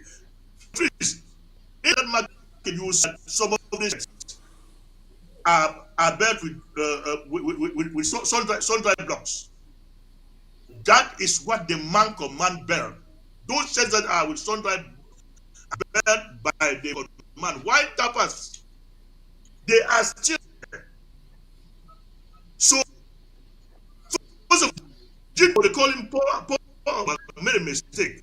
What is that shit they call Congress for doing there? Which took part of the market, which was a motor park, to build that piece, which was still by many people. Our people contributed money 1,000, 2,000, 5,000 for the construction of that hall, just for the CPD to come into the CPDM hall, which is the people's hall. Why did they choose to come and build that piece of shit called a hall in that area? And what is the economic turnover of that hall to that municipality? The stadium, which is there at the heart of the town, there are so many 2 different places that have been earmarked to construct that stadium. Why is it where it is, instead of extending that market into that stadium and send the stadium where it's supposed to be, out of the city? Why is that stadium where it is? So they should stop that piece of shit there, as they are trying to play with fire. When they will play with that fire and it catches, nobody will come to quench it. For we are going to throw not petrol in that market again. We will put lava there to make sure even blocks got melted. To also add something, like Abende, like Jindomu, like Paul Achomba. Paul Achomba has bought 2 70-seater buses in the name of the council, but he kept those buses to be renting them out to Christian groups that are going elsewhere in Bamenda for his personal economic interest and not for the interest of the council. I am now warning anybody in Bamenda, anybody in Mancon that will go and contract that bus for any reason to go elsewhere in Bamenda, that those buses are a target. If we find you in that bus where we have planned to put it off the road and you are inside, you will only have yourself to blame. So people should be very careful. We are not going to joke this time around. Our people don't know how to treat these idiots that are tormenting them. Because I do not see how, when Abende was part of Vatican agency, I will remove my money to go and pay Vatican agency for traveling. I will not do that. Why should our people, knowing fully well the type of person that Paul Achomba is, you go to pay, give him money to add in his lot that you don't even recognize him? Are you not stupid? Don't our people still know the attitude of boycott? We only boycott and cannot boycott even the Paul Achomba and our people should sit up. But it is not. I don't think I'm going to come and be telling you what you know, what you know you can to serve yourself, but you keep on stupefying yourself and making people look down on you. We stand up and do something that will help us all. Before I open the phone, Comrade Derry, go ahead, make the last point. Let me open the phone line. No, I was just saying. I just wanted to add that we should not also forget that. If we look very well throughout the burning of that fire, there was no fireworks who came around. I don't know if I didn't watch the pictures or the videos very well. There was a military fire brigade that came around. However, they did such a poor job. If they did a great job, then the fire. If they did a great job, the fire wouldn't have spread as it did. It was very poor. And that is just to show us how unsecured they have kept our areas. All those places, they tell you that they are governing. Look at the market. The market's an example. Look at our hospitals. Look at our schools. Look at everything. You see, these people are out to finish us. You see, let me just use the school as an example. If you go to Manfred Town, the bilingual school that is there is just barely some few meters away from my house. That school was supposed to be a story building, but I bet you, I took the contract for the molding of that of the blocks for the building of the school. It was supposed to be a story building. But do you know what happened? The day of the opening of the construction site, the SDO came there, the Colonial master came there and refused that they should not build a story building, that they should put it just put this small kind of buildings there. And it was not being paid by the government. It was a PTA project. A PTA project sponsored by our own parents. They refused. So the parents were asking, say, but all bilingual schools in Cameroon, you find them you have the story buildings. Why are they refusing this one? It is not the government building, it is us, the parents, building, and we have the money. The colonial master refused. He refused, and they didn't build it.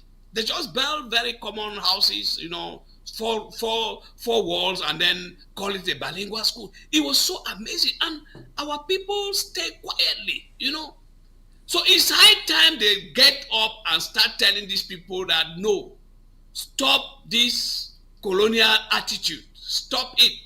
We should not sit down, because once we sit, they will continue. And that is why this colonial duo had the audacity to come there and even, speaking French, a language that he himself does not understand. Yeah, a language that he himself doesn't understand. So we should stand up. We should stand up and put an end to this. We are tired. We let Cameroon know that we can live as peaceful neighbors. And they should know that in no time will we live again as one people in the same system and in the same country. My hope is that our people, they go through this, they witness all of this, and they are more than ever before resolved. We can never go back to that system. And I think that when we have taken over our country, I think a lot of people to Cameroon will see exactly what it means to empower the people to do things their own way. I was watching a news footage last night of the mayor of a town in Chicago, and they are gathered in the town hall, and come and see the people berating and castigating the mayor, and the police officer is standing by. No, it doesn't do anything. It's free speech. They told the mayor, you are a thief, resign, step down. He said a word, they said you are a liar. And the police are just there, just looking there. I can't wait for the day. I can't wait for the day we take over our country and have the people take care of their business, their lives, and their government, their local governments. Exactly, Comrade Chris, and that is how it was in the, in the early '60s. That is how our people lived. They were empowered. The administration gave them the power, because normally to build a country or even create employment, I believe that governments don't create employment. No, what government should do is to empower. Let me tell you something. The reason why the level of unemployment in that country is in the 70s and 80s is because they have they have kind of built it within people's mentality that only government can give you a job. And government, on the other hand, is not encouraging capitalism, the ability of people to empower themselves. The government doesn't create a tax atmosphere where people can take advantage to invest all these crudies with taxation. And I mean, just think about the market you were talking about. We want a society where the community decides what they want to do, and the government only creates the enabling atmosphere for them to do it. The government gets out of their lives. Exactly. And our people should really know that fighting for Ambazonians to come in place is for their own good. It's for their own. Is to better their life. Is to help them be able to build their life without the government intervention. Absolutely. So while they are doing that, they will be participating both in the progress of the government and the society in general. We don't want a concentrated society where everything is in the hands of one person. So I'm calling on our mothers, don't go and demonstrate. The money that Mr. Bia, you go and receive there is your taxpayer money. It is your money. It is not Mr. Bia's money. He has to give that money to you. You don't need to go and march to demonstrate that he's your president before you receive anything. It is your right to get those things because they are your sweat. It seems we are making a mistake there, and we must not be marked of that mistake. La Republique has never compensated any Southern Cameroonian for losing his business, his business. Exactly.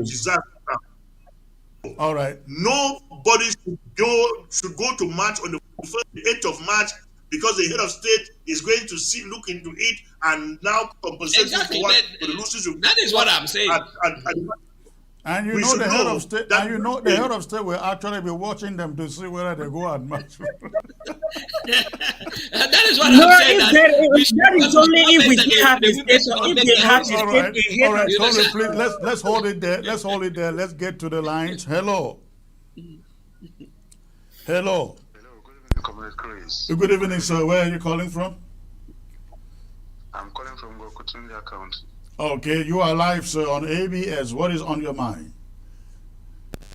Yeah, I want to say hi to your panel and especially to Honorable Anne, who has been almost a year. I've not seen her on your programs. Well, you get her here. She was out of revolution. No. Thank God she's there. All right. Yeah. I want to say, La République du Cameroon will continuously receive their Waterloo in Ambazonia. I want to talk about the helicopter issue. It's a disgrace for them. Mm-hmm. It's a disgrace.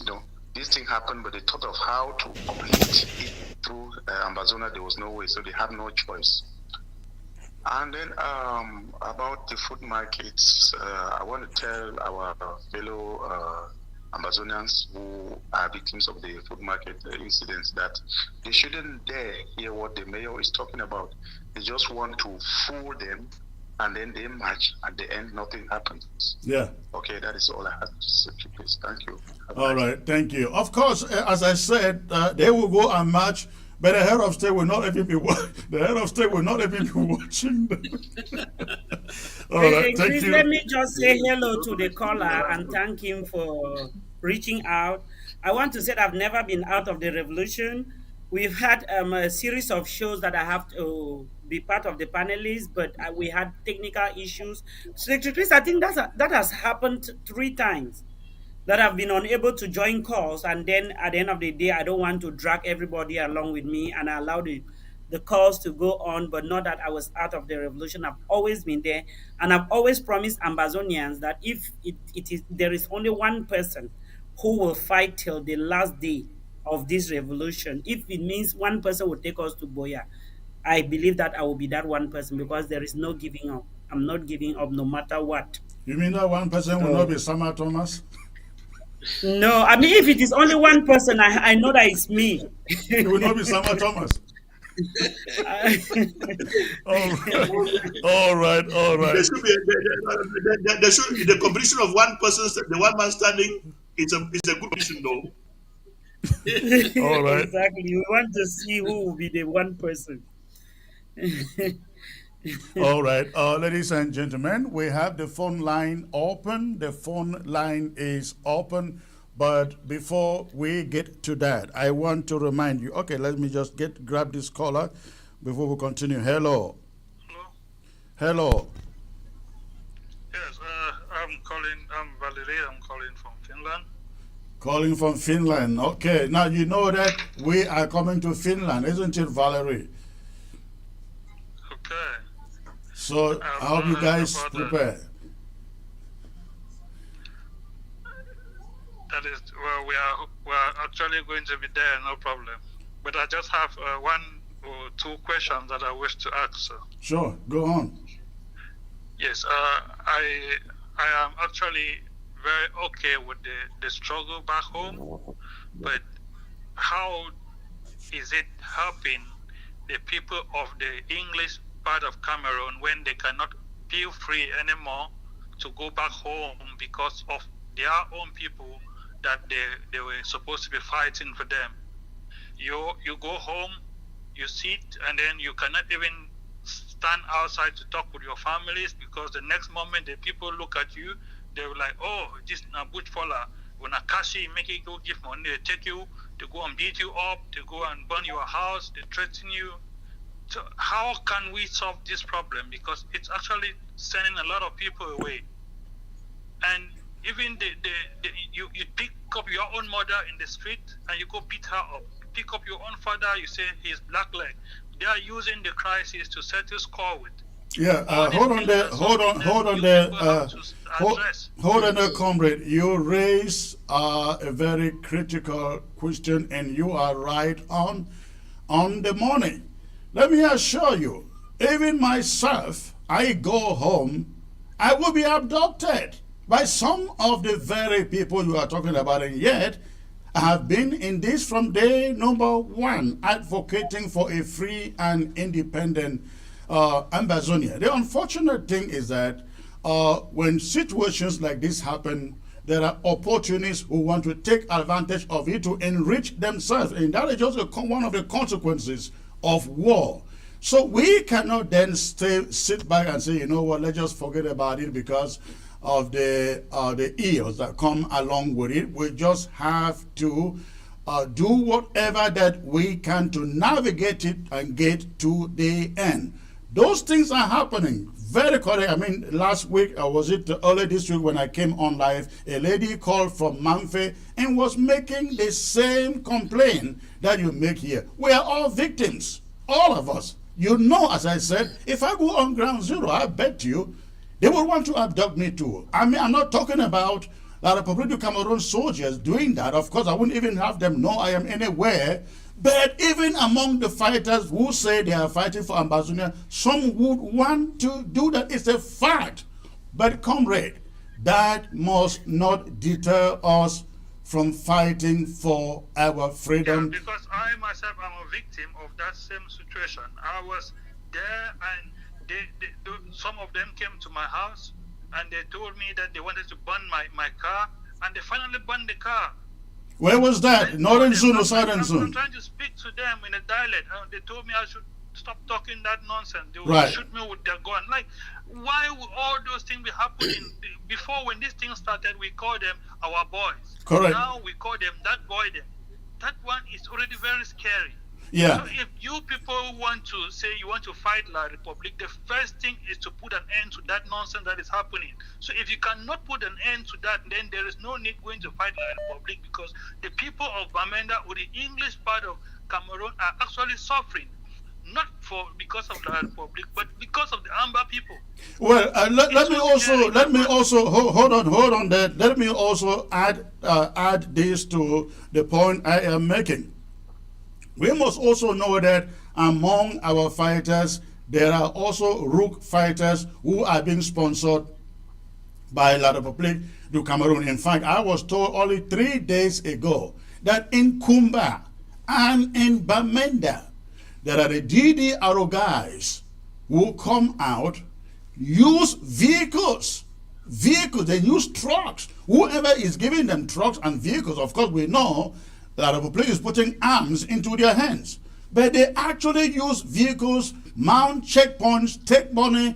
I mean, this is happening in Kumba and Bamenda. Somebody quoted my 5, I think my 3 in Bamenda. That these guys get into trucks, mount checkpoints, stop people, confiscate people's money, and then before they make their way out of the vicinity. So now you know that Ambazonia restoration fighters do not ride in cars. They do not. They will not ride in cars. So we have also to understand that there are sponsored people in our territory from La République who are doing this, so that people like you can call and make these complaints and will feel like, oh, let's just end it. It is not worth it. We cannot do that. We cannot do that. War comes with consequences. I will tell you that if Let Comrade Valerie, please. Happening, then I'll tell you that they are doing more harm, because comrade, we will not stretch this. We will not stretch this. We will not stretch this. Rather, we will look for means to alleviate the situation, because no matter what they do, it is not going to stop us. Can I just add something that will clarify here? But who has to make it? A lot of people doesn't want them to make it, because that is what they want. They want to create chaos so that people like you complain. The Amber boys that came to my house to burn my car. When was that?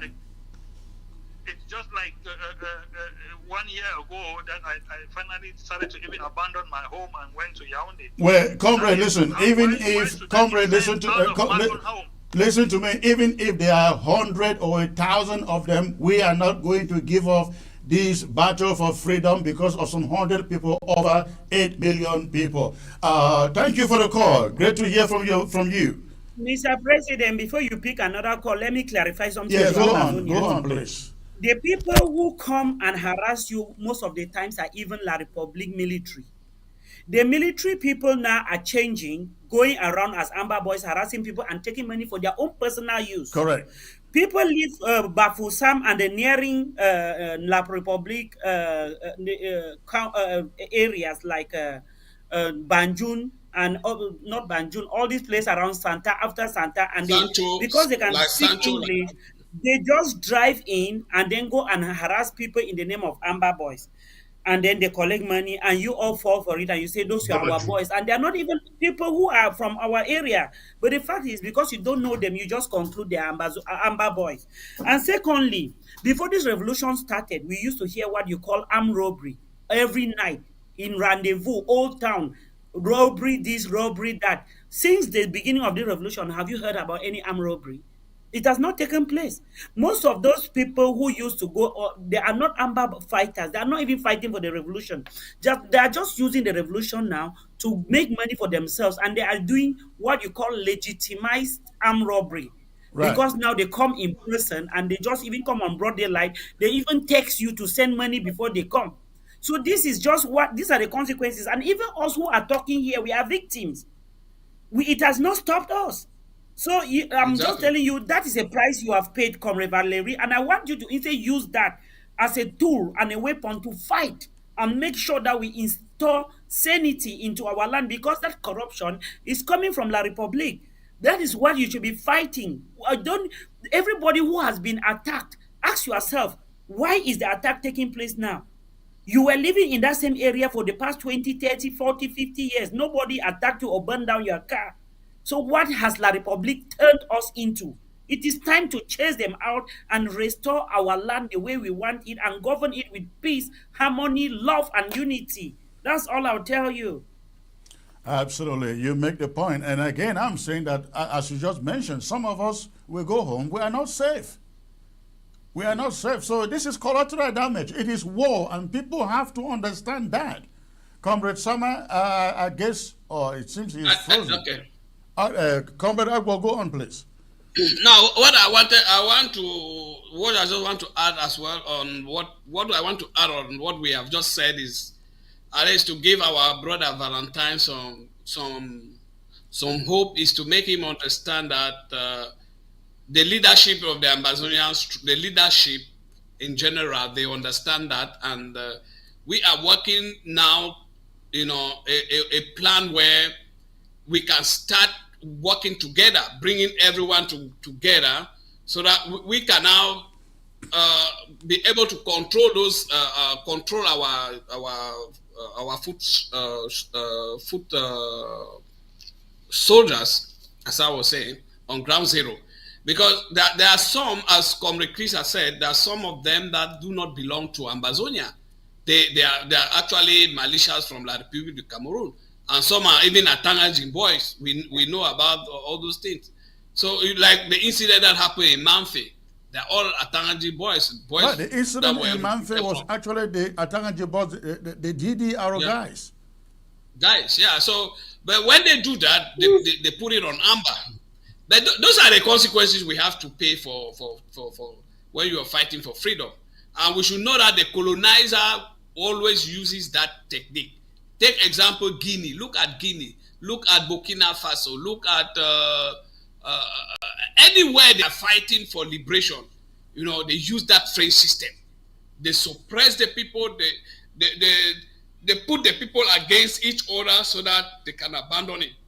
But we are saying that Ambazonia this time will not do that. We are going to be liberated, and we are going to get back our country and rebuild it, where everybody will live and enjoy his or her life, plan for our future, and then get the hope for the support from the government. All right, thank you. Comrade Sama, go on. To add up, let me say something. I want to tell Southern Cameroonians and plead with all Southern Cameroonians that they should know that this liberation is going to come with pain. Right. If I tell my own stories, what I've gone through in the hands of our boys when my father died, people will not believe. But that cannot deter me from what I've set out for. They've done but theirs, and that is theirs. But the struggle must continue. And I know they will still do more, still by our own people, my own brother. But the struggle will still continue. That is it. We cannot say because our boys have done this, so they're doing this. I'm not going to do that. No, if you do, that's the wrong thing to do. They have their exercises that they have been doing. We must over those exercises and move forward. Boya will come. When Boya comes, we can now call some of them. What did you do yesterday? What did you do to this person? What did you do to this person? But for the moment, we are going to cover all things. Our principal goal is the liberation now. All right, thank you, ladies and gentlemen. The phone line But Comrade is... Chris, there's something that I wanted to ask. When All it right. comes to this Bamenda market, because I hear there's a connection going on now where the people, I hear Regina Mundi and the others that are putting 1 million, 1.5 million to rebuild that market. I am doubting. And I think Fayewo Francis is the one at the head to collect that money. I want to know, because why is it that every incident of killing or destruction that happens in the southern Cameroon, Fayewo Francis is the one collecting more money? I think look at what happened in my area there in Menchum. You know, when I say my area, because my mother comes from there. Look at what happens there during the Legnos. Who was there to collect? It was Fayewo Francis. And this is somebody who knew that they were coming to do the mess they did there in Legnos. He was fully aware. He went and took his family to Yaoundé. The incident happened before he came back. He was there. He was the SGO in Menchum.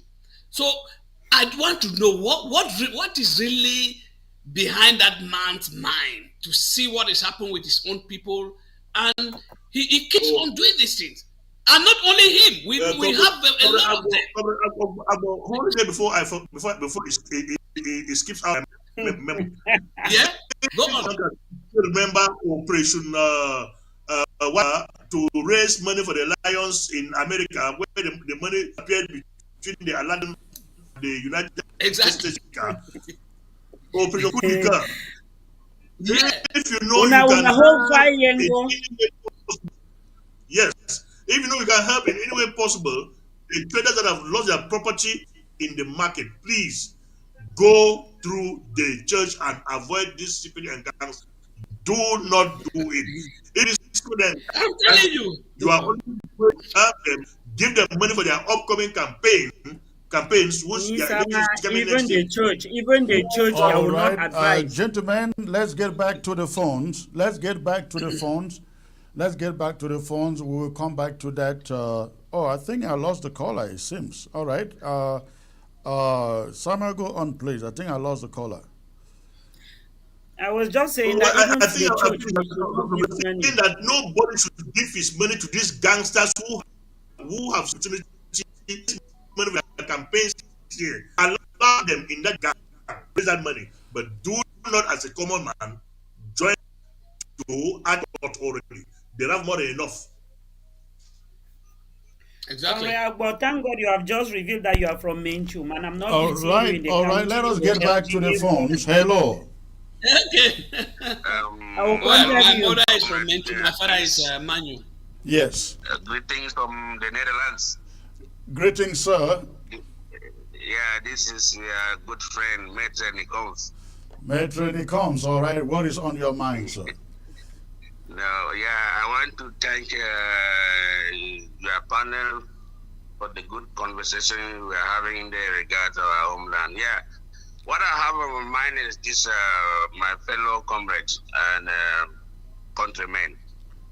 There are a lot of cultural groups in the diaspora so strong financially in all the forms, but they maintain that they are so apolitical in regard to what is going on in our homeland. Forgetting land, unless the homeland is free, nobody can ever go back there.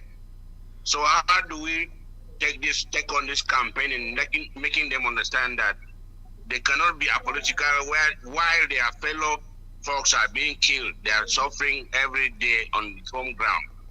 So how do we make them understand that until let them forget about this idea of being apolitical and join the fight. Let us liberate homeland and then go back up. They talk about development. What can you develop at home when there is war? So this is one point I want to make also. Yes, in regard to the first caller who talked about harassment, kidnapping, please, till this very, very moment we are speaking, if everybody who has been involved, committed with this liberation of our homeland is not aware that there is a whole team of the Atanganj boys They have confirmed it. They have their own army. They go out and act like if they are the ambush boy and harass our people. If you have not been, you are not aware of this, then I think you've been on the fence. Because no son of the soil, for example, in Bui, in Donga, would harass a man from Donga or from Bui and demand money from them. All those who demand money, they come from outside. So this is something our people should understand. It's a collective fight. We all have to contribute and liberate our home, or we will die outside here. Nobody can go home. You, myself, and any of us talking out here in the diaspora, you cannot go home. Right. The moment you land at the airport, they will be tracked. They will put a chip on you. I don't know where you are going. They might knock you up anytime soon. But I want this campaign should be carried out vigorously on their channel. We have to bring all our cultural group to understanding that until our homeland is free, they don't have to be apolitical. Thank you. Thank you. That is well put, sir. Very much well put. I don't know if my panel there, anybody wants to make a point to this? In the case of the about our court groups, I was a member and a treasurer of Makuda, the Gemba clan here in Belgium. But when this struggle started, I struggled to see if our people can come in and be involved. But unfortunately, they said they were apolitical and they antagonized me. I left. And I think that is the same thing that is going on. Some of these people, they are doing it because they want to be sneaking into the southern Cameroons, that they are Laportians or they are Cameroonians, and we don't want to be involved because only some people are involved and the people that are brainwashed like myself, so they would not want to be brainwashed fellows. They want to ascertain their Cameroonianness to be going home. But some of them have gone home and made their Waterloo too as well. But when they return back to where they are, they haven't learned anything. I don't know what we can do again. Like I said, I'm not campaigning for votes. The mayhem that is going on back home, everybody's seeing it. Your family haven't been touched. Just know that it is just a matter of time. Your own day is coming. Maybe when the situation will be in your own house, you will understand it like some of us have already understood it before. For our cultural groups, I don't know what we can do with it. I've tried and failed. I don't want to go there again. Yeah, I think that is a point. I know lots are having approached or have quite a number of encounters with these so-called cultural groups, and I have made it very clear to them that, listen, if you think that you are trying to carry out some level of development in your communities and you ignore us and you ignore the boys who are in the bushes who are fighting for that same community, they are making a mistake, because those same guys in the bushes on the ground, what they are fighting for is for development. And so if they think that they can just contribute all their money and send down for some road construction, for some electric pole buying or whatever, that may never happen, because you never really can reconstruct, or let me call it construct, in the midst of war. My appeal to all the cultural and development groups, especially in the diaspora, is that we are a team. We can work as a team. If not, it's going to be very difficult for what you are doing to happen on the ground, because when the fighters on the ground say you are not coming, you will not come. And if you dare go and do whatever you want to do, they burn it down, and you are here lamenting, there's nothing you're going to do. But we can work together knowing that we are all agents of development, be you in the cultural group or be us in the independent movement. Let's get back to the callers. And, just to add, Comrade Chris, right. Just to add, what culture are we even promoting in the midst of war? The war we are fighting is to preserve our culture. Cameroon is trying to destroy this culture, and then we are fighting to make Cameroon leave that territory. And you say you don't want to participate. So what culture are you preserving? Right. So our people, so most of these guys who brought this idea of our political inside our cultural groups are guys who have been infiltrated by La République du Cameroon, by these CPDM big guns who send the money behind some of these executive members without us knowing. You know, so when they collect this money and then they come in the meeting and the cultural meeting and tell you that, oh, you see, we should be apolitical, we should not involve our meeting with politics. But then behind, we found out that some of these guys were collecting money from these CPDM guns. How apolitical is this cultural association? That's the question we should ask ourselves. So they should stop pretending and let's fight and liberate that territory. If we don't liberate that territory, that culture you are fighting to promote will not be promoted. Cameroon will promote it in their own way. That is what they will do. And at the end, what they will collapse it. All right, let's get back to the phones. Hello. Hello. Yes, can you hear me now? I can hear you. You called earlier, correct? Is it Valerie? Yes, I did. Yes, I did call earlier. Okay. I want to add to what the gentleman is saying is that I think if for the people to contribute and give money for the struggle, they have to first of all feel comfortable. If someone is selling in the market and they need money from that person, the person needs to feel safe when he sells and going home.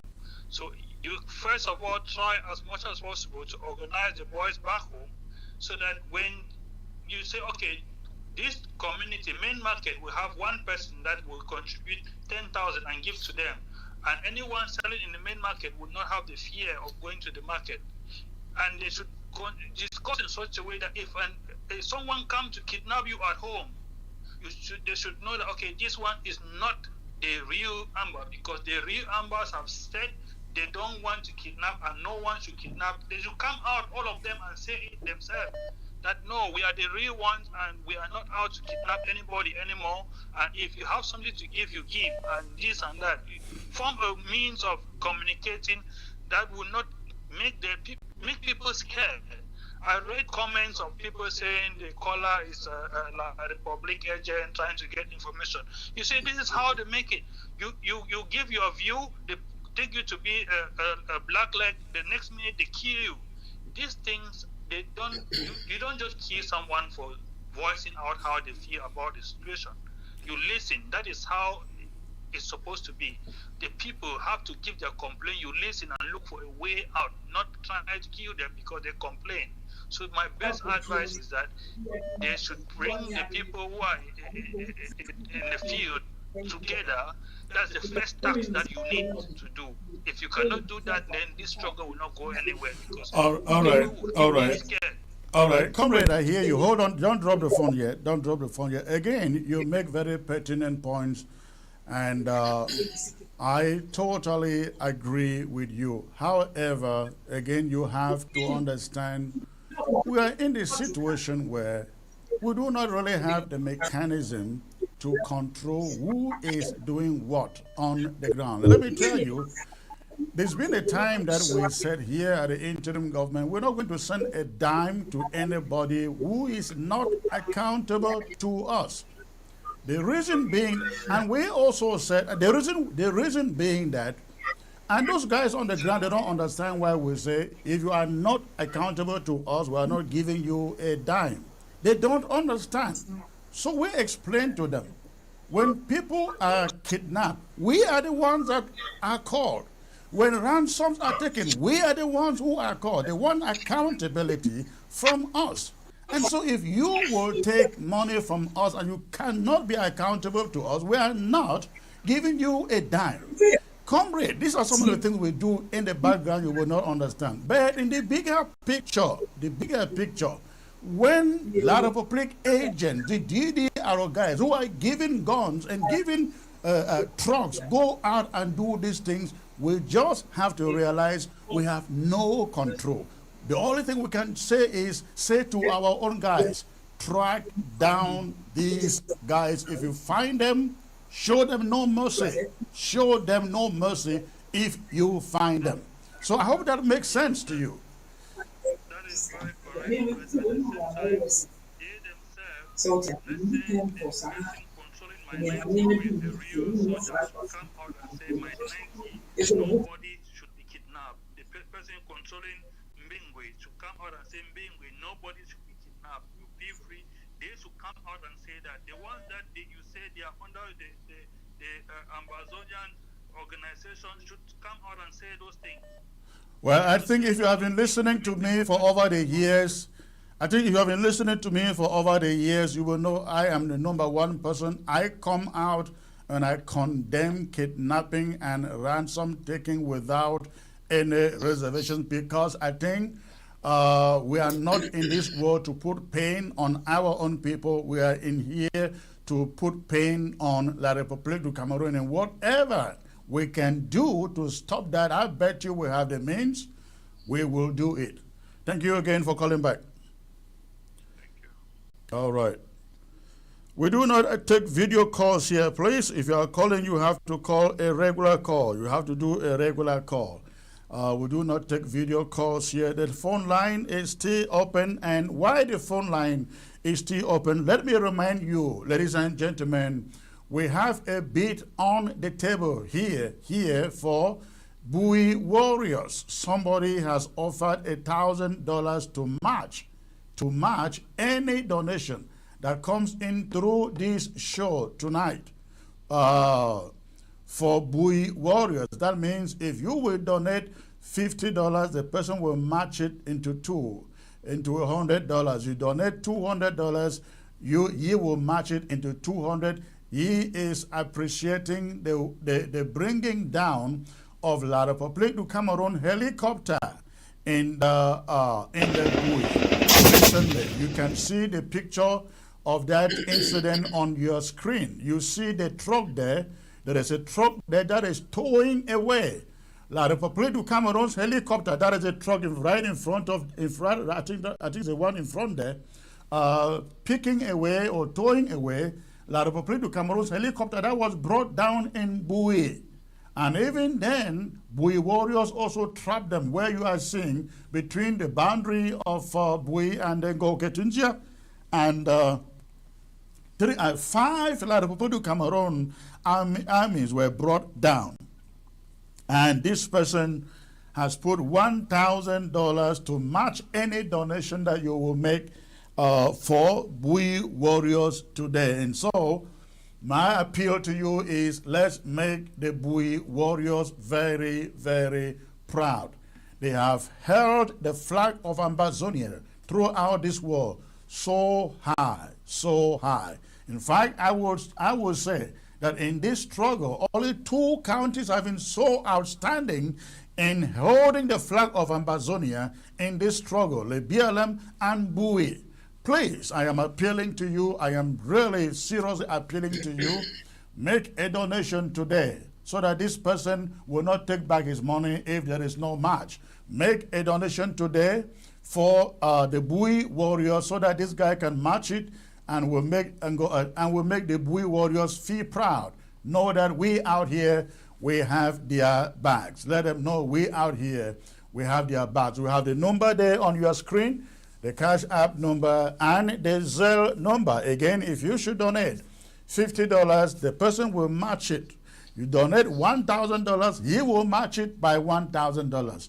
You donate $500, he will match it by $500. Now, after this show, I will not be collecting that. I will not be collecting that. That is meant for the duration of this show. So you have the Cash App and the Zelle numbers on your screen. You make the payment, forward the receipt to me on the number that you have for me on screen here.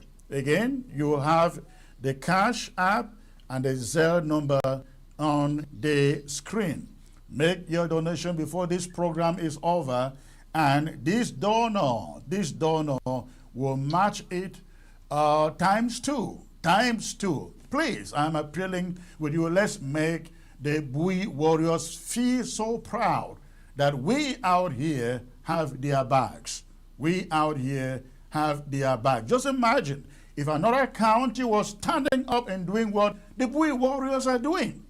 As you heard from the very first segment of this show, we here at the interim government, we continue to support the Bui warriors. We don't have to announce it. We don't have to lay claim on anything they do, but they are acknowledging the support that we give them. This war is not about the public propaganda that some people do. We are not into public propaganda, and yet we are totally supporting these guys. When we see them doing the right thing like in Bui, we support them. So please join us. Your $50, your $100, your $500 will be matched and forwarded to the Bui warriors as a form of encouragement to them. All right, you have the payment information right there on your screen. And our phone number is still open for contributions to the show. So go ahead and call if you have a contribution to make. And do not call by video. Please call with the regular line, not with video. You call us with video, we cannot take your call. We will only take regular WhatsApp calls. So the number, you know the number. Again, the payment information, make your payment. If it is $20, $25, $50, $100, it will be matched. It will be matched. It will be matched and sent forwarded to the Bui warriors. Let's stand with them. Let's stand with them, please. They do an incredible job. I have not seen the Bui warriors going out to raise funds, but yet they fight every day. Every day. No day has gone by without something happening in Bui. Thanks to those guys. So please, I'm appealing to you out there. $20 is not too small because it will be matched to $40. $50 is not too small. It will be matched to $100. Or $100 will be matched to $200 if you can do it within the duration of this show. And you have the payments information there on your screen. And again, my phone number is still open for contributions. Comrade Sama, Derek, and Anne, I'd like us to talk a little bit about the incredible job that the Bui warriors is doing out there. The Bui warriors are doing out there. This is one fighting group that you never hear about abductions. You never hear about ransom takings. They do the best job with the best discipline you can expect from the fighters. Hold on a second there. Let me get to this caller here. Please, we're not doing video calls here. We don't do video calls here. You have to call on the regular line. So, what would you say, Honorable Ant, to encourage the Bui warriors and to encourage somebody to support them today?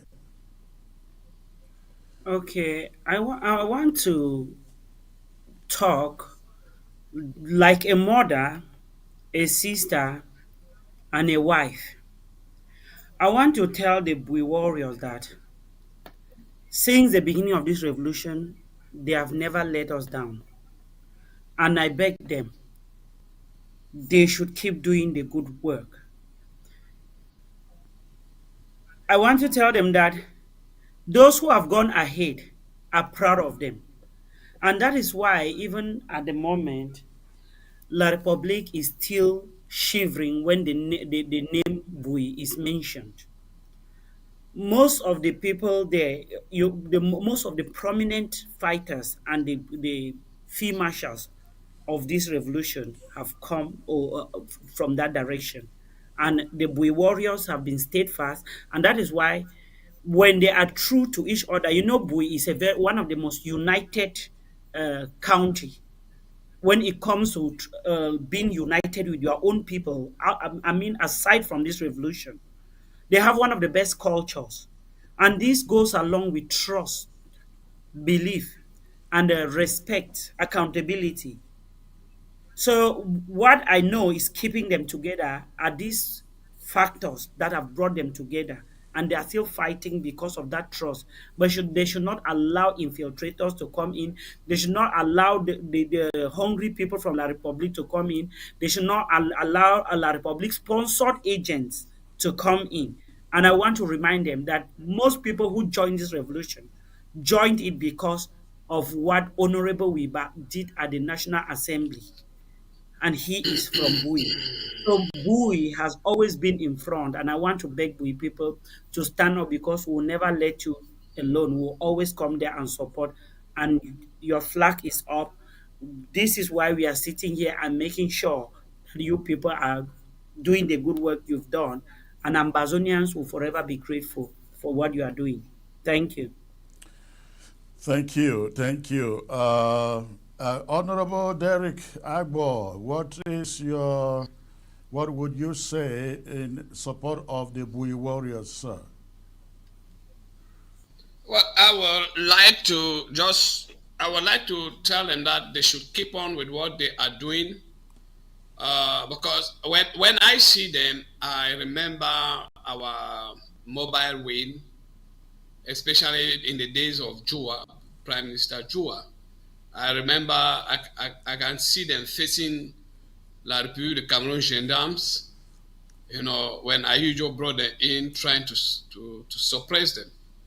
The Bui warriors are fighting exactly as the mobile wings were doing.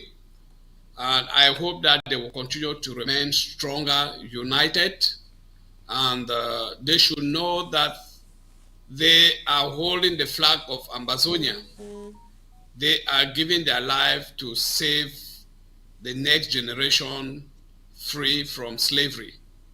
And I would like them to continue. And I also call on Ambazonians to actually help sponsor them. I know some people might not find it convenient to give money now on TV, but they could call behind later on and help the Bui warrior, give them more support so they can continue what they're doing.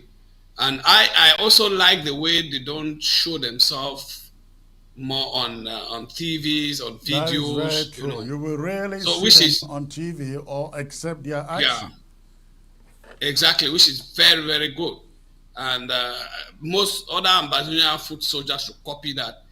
There is no need for you to do your action and then you come and show yourself, oh, here we are, we are this.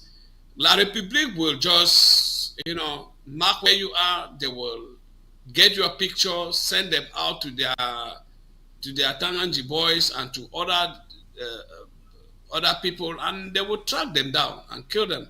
That's the foolishness we did, and we've lost so many of our people. When you do that, you are no more a guerrilla. You are now seen as a regular army, of which you are not. So let's go back to the guerrilla tactics and do and face Cameroon with it. So thank you, Bui warriors. Keep on. Ambazonia will be free. And that is the message even one of our forefathers before he passed away said, that let no Ambazonian child believe that Ambazonia is not a country and that Ambazonia will not exist. Even if the UN comes and tell us that Ambazonia is not a country, we should tell them clearly that they are lying, because he himself was one of the polling officers during that day of plebiscite, and he saw what transpired. We voted as a country to join La République du Cameroon. So nobody can take that away from us. So let's stand together and restore our sovereign state. That was the last message from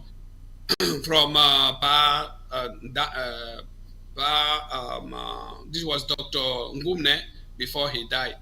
2 weeks before he died, he called me and asked me to pass to always remind ourselves about that. All right, Comrade, keep you on hold your thought to there. always- Let's get back to the phone. Hello. Hello. Hello. Hello, Mr. President. How are you? I am doing excellent, sir. Where are you calling from? I'm calling from the northern zone. I will not tell my quarter because of my own security. That is okay. Go on, sir. What is on your mind? I want just to say that that man who called on was complaining that they burned his vehicle. When somebody like Tanganji and Ayabacho hear this kind of thing, they are happy because that is the essence of Of what they do, correct. Created. I quite remember where I'm staying, where my house is. He recruited 2 people. One was killed, but their essence was to counter the real Amber boys, and that is what is happening. Those people are doing this thing like coming to put people down. Let's say,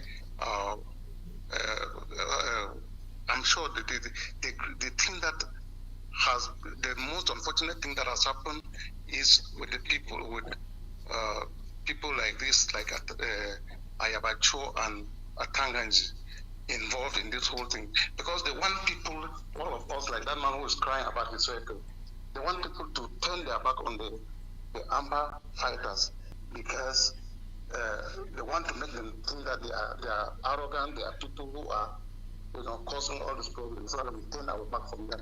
But we know them already, we know them.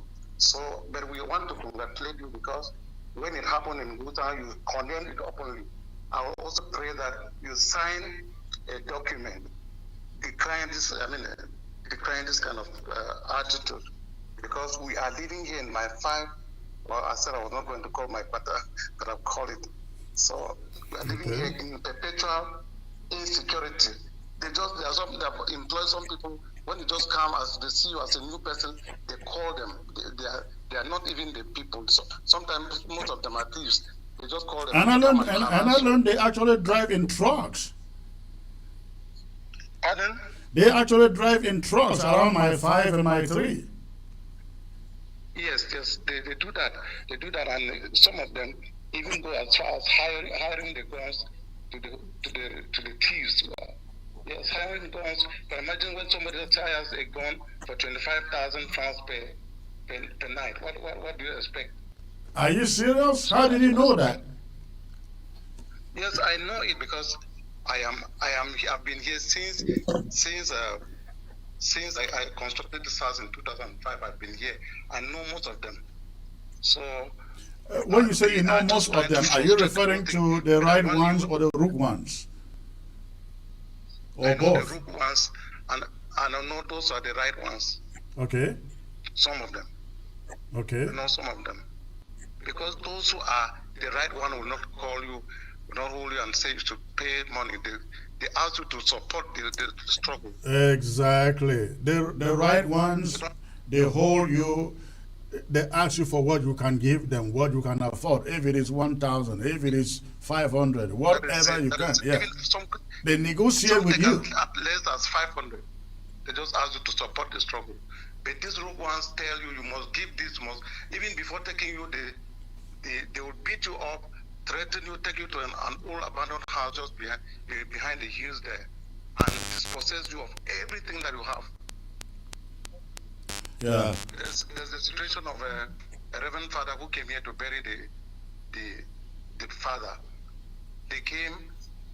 It was just a cousin of his who's the rogue one, called those people, and they came, took him somewhere, dispossessed him of everything. But finally, the information came that they were those people. So I want to plead with you. The expert interview you had with Nambele, please, if there's time, just put it, because the real things are coming out now from the behavior of Ayabacho and his people. And if it is possible, say something about what Capo Daniel is talking, because he's convincing people to join him that there's no way we can have independence. He's convincing people at this, and I don't get it. I don't know who really believes or listens to Capo Daniel, because I feel like Coming here to sit here and talk about Capo Daniel is like validating what he does, whereas this is a clown, a hungry guy who needs food from La République du Cameroon. And so for me to come spend time sitting here and talking about an inconsequential person, I think it just doesn't make sense. I think Ambazonians should be smart enough to know that that guy is not worth the salt of it. I followed the interview he had with one fighter from Boyo, Anthony. Right. One Anthony. I followed that interview. That fighter is a strong man and very intelligent. He confronted him with questions he could not answer because he's trying to convince him to join him that they are for a fight that to just preserve this fight now. That if in the nearest future it will be okay. So please, we want to plead that if it's possible, the correct armor fighters around here, you people should give them the go ahead. Let them track down these people who are spoiling their names. They are really the people of Atang and Ayabacho. So, but with the idea that you condemned it over, because I've been following you seriously, you condemned it that time that you shot those people, and you said it directly. People are still having you in heart because of that, because you are not for this tax collection and this killing of people. So I just greet everybody on the panel. All right. It is very good. Thank you, sir. Thank you for the call. Okay. Thank. All right, ladies and gentlemen, Comrade Derek, before I get back to take your last word, both of you, I think Honorable Anne is out of here. Let me just announce this $50 so far that has come in from a powerful Amber lady, for the Bui warriors. Please, I am appealing to you out there, support the Bui warriors. Some of you out there are saying, we want to see action. We want to see action so that we can support the war. When fighters like the Bui warriors are able to bring down a helicopter belonging to La République du Cameroon, I don't know what type of action you want to see before you support them, ladies and gentlemen. Please, let's make them feel proud. Let's make them feel like we have their bags out here. We're asking you just for your $50, $20, $100, and we have somebody who is going to match it by 50%. 50%. So please, before we call this show over, the numbers are there, the Cash App, the Zelle, they are there on your screen, and that donation is going straight into the interim government treasury, and they will then figure out what comes in and send it to the warriors. So please, we have only about 9 minutes left. 9 minutes left to be here. I am appealing to you. Show us that you support the Bui warriors and you support what they are doing by making a donation and sending the receipt to me so I can acknowledge it before we call it a night. Comrade, let me start with Sama. Listening to the last caller, I believe you may have something to say. There is some noise in your background, Sama. That noise needs to be turned down else people cannot hear you. Yeah, my people used to make the noise here, and I've protested with them to really get it, but nobody's listening. It's they want me to fight always. For the last caller, I want to appreciate what he has said, but let me put it this way. Let me say congratulations to the Unity Warriors for all this while that they've been fighting since when it was created. I think all of us will agree with me that the Bui warriors are the highest recipient of our war zone money for the best fighting force. If I'm mistaken, the Bui Unity Warriors are the highest recipient of that award. Then again, if I look at what the Bui Unity Warriors are doing and compare it with what the ADF is doing, you will see a comedy show coming from the ADF that they will carry materials, go waste them elsewhere. That looks that them that's gonna end up so firing bullets. You are seeing nobody, and they will ever come up with nothing. Before I will finish here, the ADF threatened the workers of Mbingo Hospital that everybody for himself to the ADF for having let Efang into the hands of La Republic Cameroon. Let me ask the guys in the ADF, did they know or do they know that the administrator of Mbingo Hospital, in the person of Mr. Fambombi Dixon, was kidnapped by La Republic soldiers and detained? He was released just about some few days ago. So now, who is going to hand over himself to who? Now that workers of Mbingo are in La Republic dungeons, those of EFA, will you guys go and take them from La Republic soldiers to also go and detain them wherever you want to detain them? Will you guys still continue with that crap of 1 month between Bamenda and Manfe because of the death of EFA? Is that going to affect La Republic Cameroon or our own people? You guys should choose who you are torturing. We've said this war has reached a stage that we need to win the minds of our people, the hearts and minds of our people, for the ADF has antagonized our people. Anybody that is still going about in ground zero collecting what they call liberation tax, please, you are doing so at your own risk. You will die. I'm saying it every day. You who goes about collecting liberation tax, you will die, and you are the one that has killed your own self. Do not blame anybody. For La Republic will also trap you people to come and get liberation tax. When you come there, they will get you and kill you. You guys should stop that thing if you know you will survive to see the end of this struggle. The issue of liberation tax must die. All right, comrade, hold it there. Let's get back to the phone. Hello, hello, Secretary Chris. Good evening, sir. May I know where you are calling from, please? I'm calling from West Virginia, and I was calling because I just sent in support for Bui warriors, and also to thank you for keeping this struggle alive. Without you and a couple of others would have been over. And I was going to make a suggestion that following what Bui warriors and the Libyan fighters are doing, if we could use situations like this and raise money, because I know a couple of people who will dip their hands in their pocket when they hear something happens, like what happened in Bui, or what the other fighters are doing. They will dip their hands in their pockets. So once we have something like this, I suggest that we'll bring it up on the show and then ask for contribution, because when I hear something happen like this, even if I have a pain in my pocket, I'll take it out to give it to the guys. Well, thank you very much, comrade. That is exactly what we are doing here. Unfortunately, I think you are you're only the number 2 person who has chipped in something besides the person who has put down 1,000 for the march.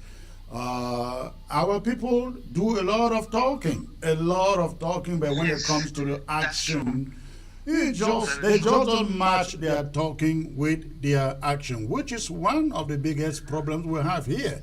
I mean, exactly. Our fighters will never bring. Give up. Never give up, Secretary Chris, because there are people who are on the fence, but they will come in very soon. I hope they come in sooner. A lot of people are still at work. And people are still at work. Maybe during the weekend it would have been better. Well, we will rebroadcast the show possibly tomorrow through Sunday, and let's hope that others will call and chip in. How much did you put in, comrade? You didn't send the receipt. $50. $50. God bless you. That is $100. That is $100 because the person will match it. Wonderful. I really appreciate it. Thank you very much. Thank you, Secretary Chris. Thank you. All right, bye-bye. Bye. All right, Comrade Derek, over to you, sir. Make your last remark. Thank you. Call it a night. Yeah. Well, what I just want to add to what Comrade Sama Thomas was saying,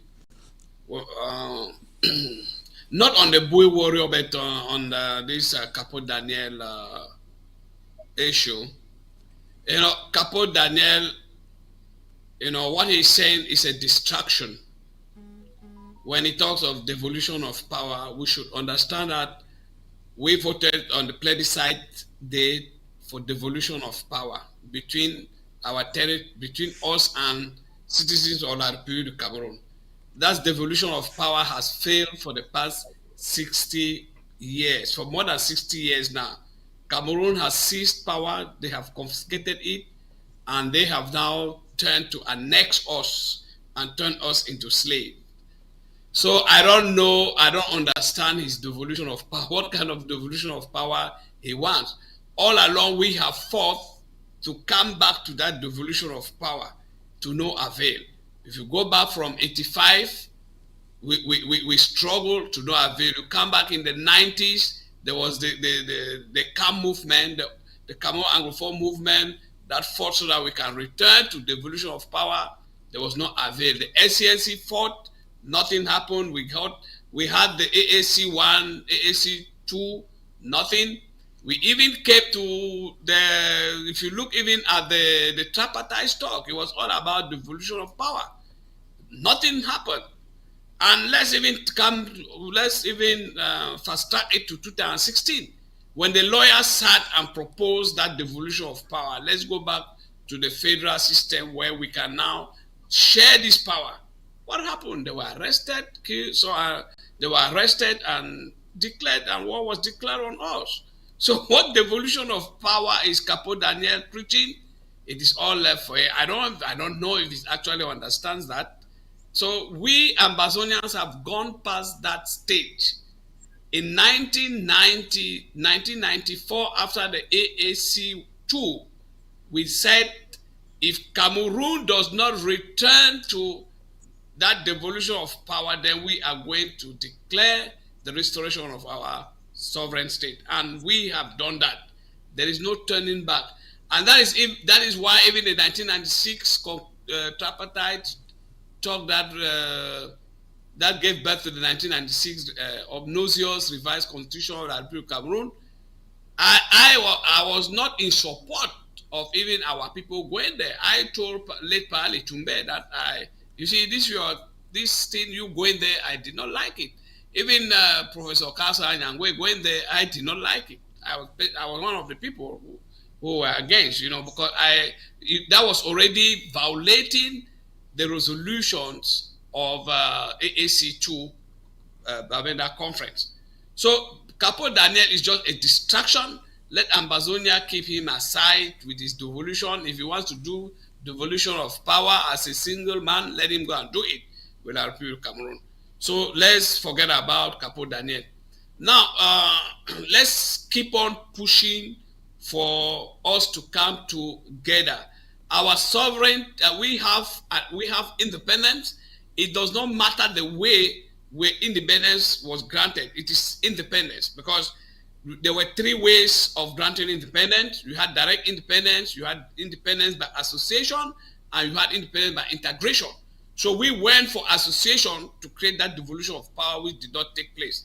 Cameroon has restored its state, and by restoring its state, it violated the plebiscite agreement. And by violating that plebiscite agreement, they went back in 1984, they went back to their country, the name of their country, that taking back their sovereign state. So once that relationship was abrogated, the Southern Cameroon went back to its own sovereign state. So what we are asking now is for Cameroon to leave so that we can exercise that sovereignty. We are not asking for anything. And we should understand that the international community recognizes us. So people who go and say that we are not recognized, I don't know. We were recognized, and Resolution 1608 makes it very clearly. And that is why the plebiscite agreement was approved, because of that recognition. They recognized us as a sovereign state that was going now to form a confederation or a federation, as they call it, with another state, which was Cameroon. So that is what we did now. Let Cameroon leave that territory and let's exercise that sovereignty. So we are no more fighting for anything but that. Let Cameroon cease its annexation of our territory, and we are going to run our country the way we want it.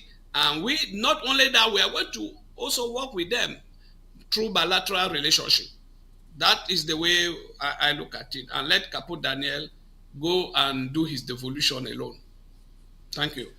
Well, thank you very much, Comrade. Thank you, Comrade Sama, for being part of the show today, and Honorable and Inde, who has left already. Look forward to having you sometime in the days ahead. You have a great night, sir.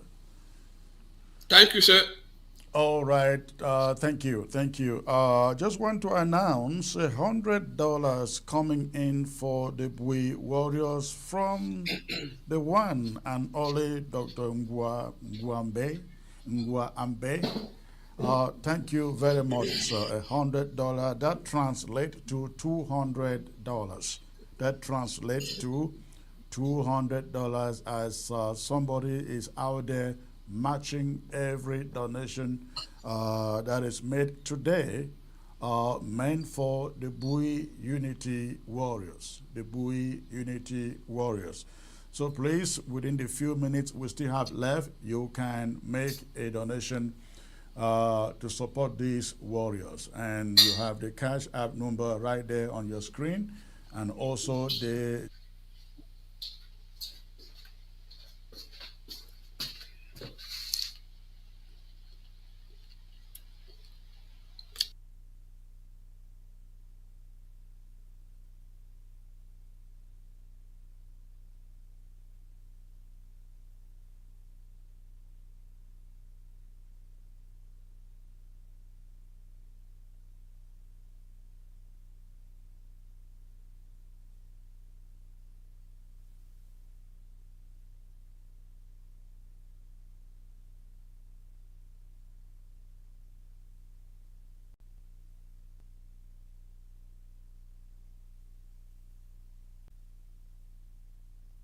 is going on. I hope you can hear me. I hope you can hear me now. So, ladies and gentlemen, so I am saying I have about 5 minutes to go. And but before I go, I have 5 minutes only because we want to see some of you who are asking for action on the ground to back that action, the action coming from the Bui Unity Warriors. A few weeks ago, they brought down La République du Cameroon's helicopter, and we showed you the images of the helicopter, La République du Cameroon military, coming in their numbers to take off the remains of that helicopter. And in trying to pick up the remains, Bui warriors once more brought down five of La République du Cameroon army. And we have some images to show you. Look at that. That is coming. That is the work of the Bui warriors. That's the work of the Bui warriors, ladies and gentlemen. And this is the scene.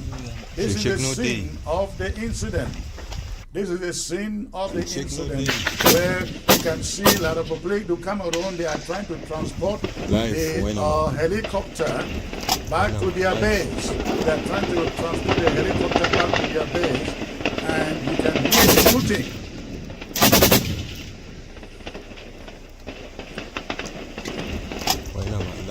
That's the work of the Bui warriors. Yes. We don't put them for day. Life, when I'm up. That's the work of the Bui warriors. Ambush unit for when I'm at life. Shake no day. Shake no day. Those are the Bui warriors.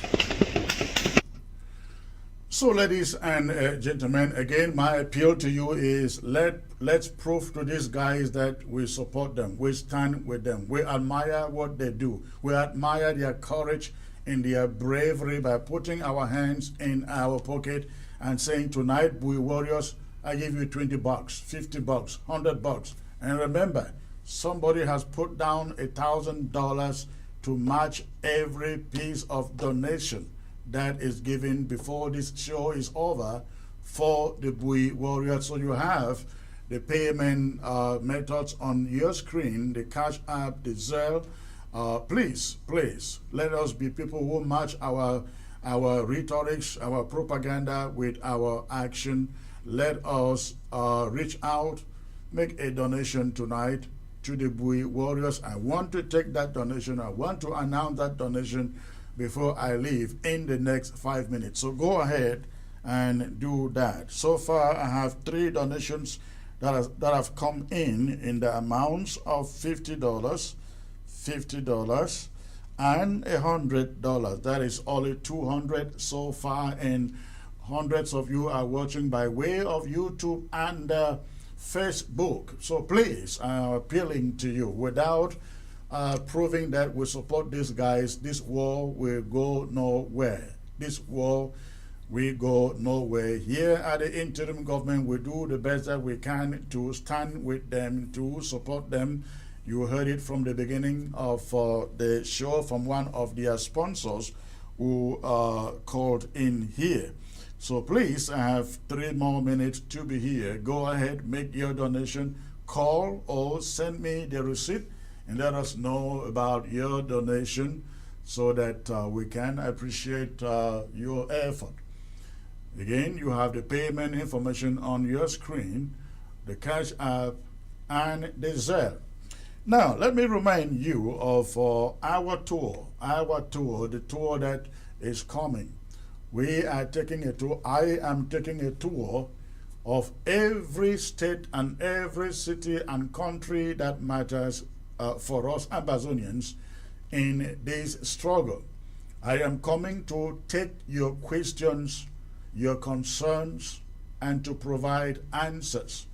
Lots of things are going on that we cannot come sit on television or in Zoom forums and explain them. But I think that this tour provides us with the opportunity to meet you on a very private basis, to let you understand what we are trying to do, what we have done, what we are looking forward to in the days ahead, the extent of our diplomacy, the roadmap that lies ahead. And so I'm hoping that you will join us when we show up in your community. And if we did not list your community, for example, we omitted Toronto in Canada and Montreal in Canada in the flyer we sent out. We also omitted Ohio in the flyer. We would want to come to your state or your city. So please, make arrangements to be there. Make arrangements to be there. Many of your questions will be answered. A lot of clarity will be given you as to the roadmap that we have in front of us. So please, we want you to participate in these tours so that you can end up being an informant to others who do not understand what is going on. I have 2 minutes to go, and I am waiting for somebody to call in and say, I am giving $100, $500, or $200 to the Bui Warriors before I go. So the tours are going to take us to Washington, D.C., starting March 30th. The combination of Washington, D.C., Maryland, and Virginia. And then we will go to California. Then we will go to what we call the Mid-Atlantic area that consists of New York, New Jersey, Pennsylvania, and Delaware. Then we will go to Boston. Boston consisting of Rhode Island, Connecticut, New Hampshire, and Boston. For every Amazonian that lives within this axis. Then we will also go to Minnesota. Lots and lots of Ambas in Minnesota, especially Minneapolis, St. Paul. We will also be going to Chicago. They call it, is it the windy state or something like that? who are going to be there. We are going to be there. Will we go also to, what are the next states? We will go to the Scandinavia consisting of Denmark, Finland, Norway, and Sweden. Combining them, we're going to be combining these. We may be combining these and meeting in either Sweden or in Finland or maybe Norway. I just don't know. The people there will decide what vicinity is good enough for it. Then we will go to Central Europe, and Belgium will be the anchor. Belgium will be the anchor. Then we go to London. London. Okay, London. We are coming to London. Get ready, and please, the dates will be put out. So don't ask yet about the dates. The dates and the venues, they will be put out eventually, but we want you to just stay aware that we are coming to your vicinity. So, ladies and gentlemen, it is time to get out of here. I don't have any more phone call or donation coming in. I see a message. Many people will donate later. Comrade Chris, thank you so much for what you do for our freedom. God will reward you abundantly. You just make me feel like crying here when I read that. But crying is not enough. We need support. We need support. That is all that we need to keep this going. All right. I hope that people will keep on donating even in the absence of this this live show. The number, you can copy the Cash App number and the Zelle number and donate at your convenience, but we will need between now and Monday for your donation to come in.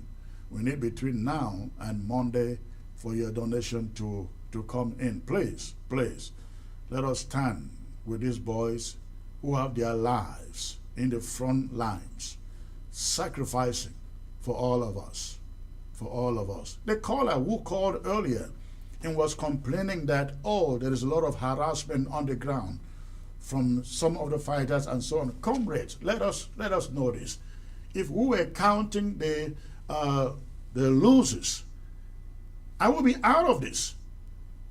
If we were counting our losses, I will be out of this. My mother, 80 years old, has been to jail for 6 months because of this. My sister has been to military tribunal and in jail for 1 year, 6 months. My father has died. We don't have a compound. Our home burnt down, and I look at the plot today, it's all forest. My brother has been killed. If I were counting all of this, I would be out of this. So please, this is war. This is war. Let us count our losses but persevere, because when we win, the reward will be bigger than the losses. We will see the reward and say it was worth it. It was worth it. I will leave you with that. Good night, and God bless all of you. Okay, now I want to talk to my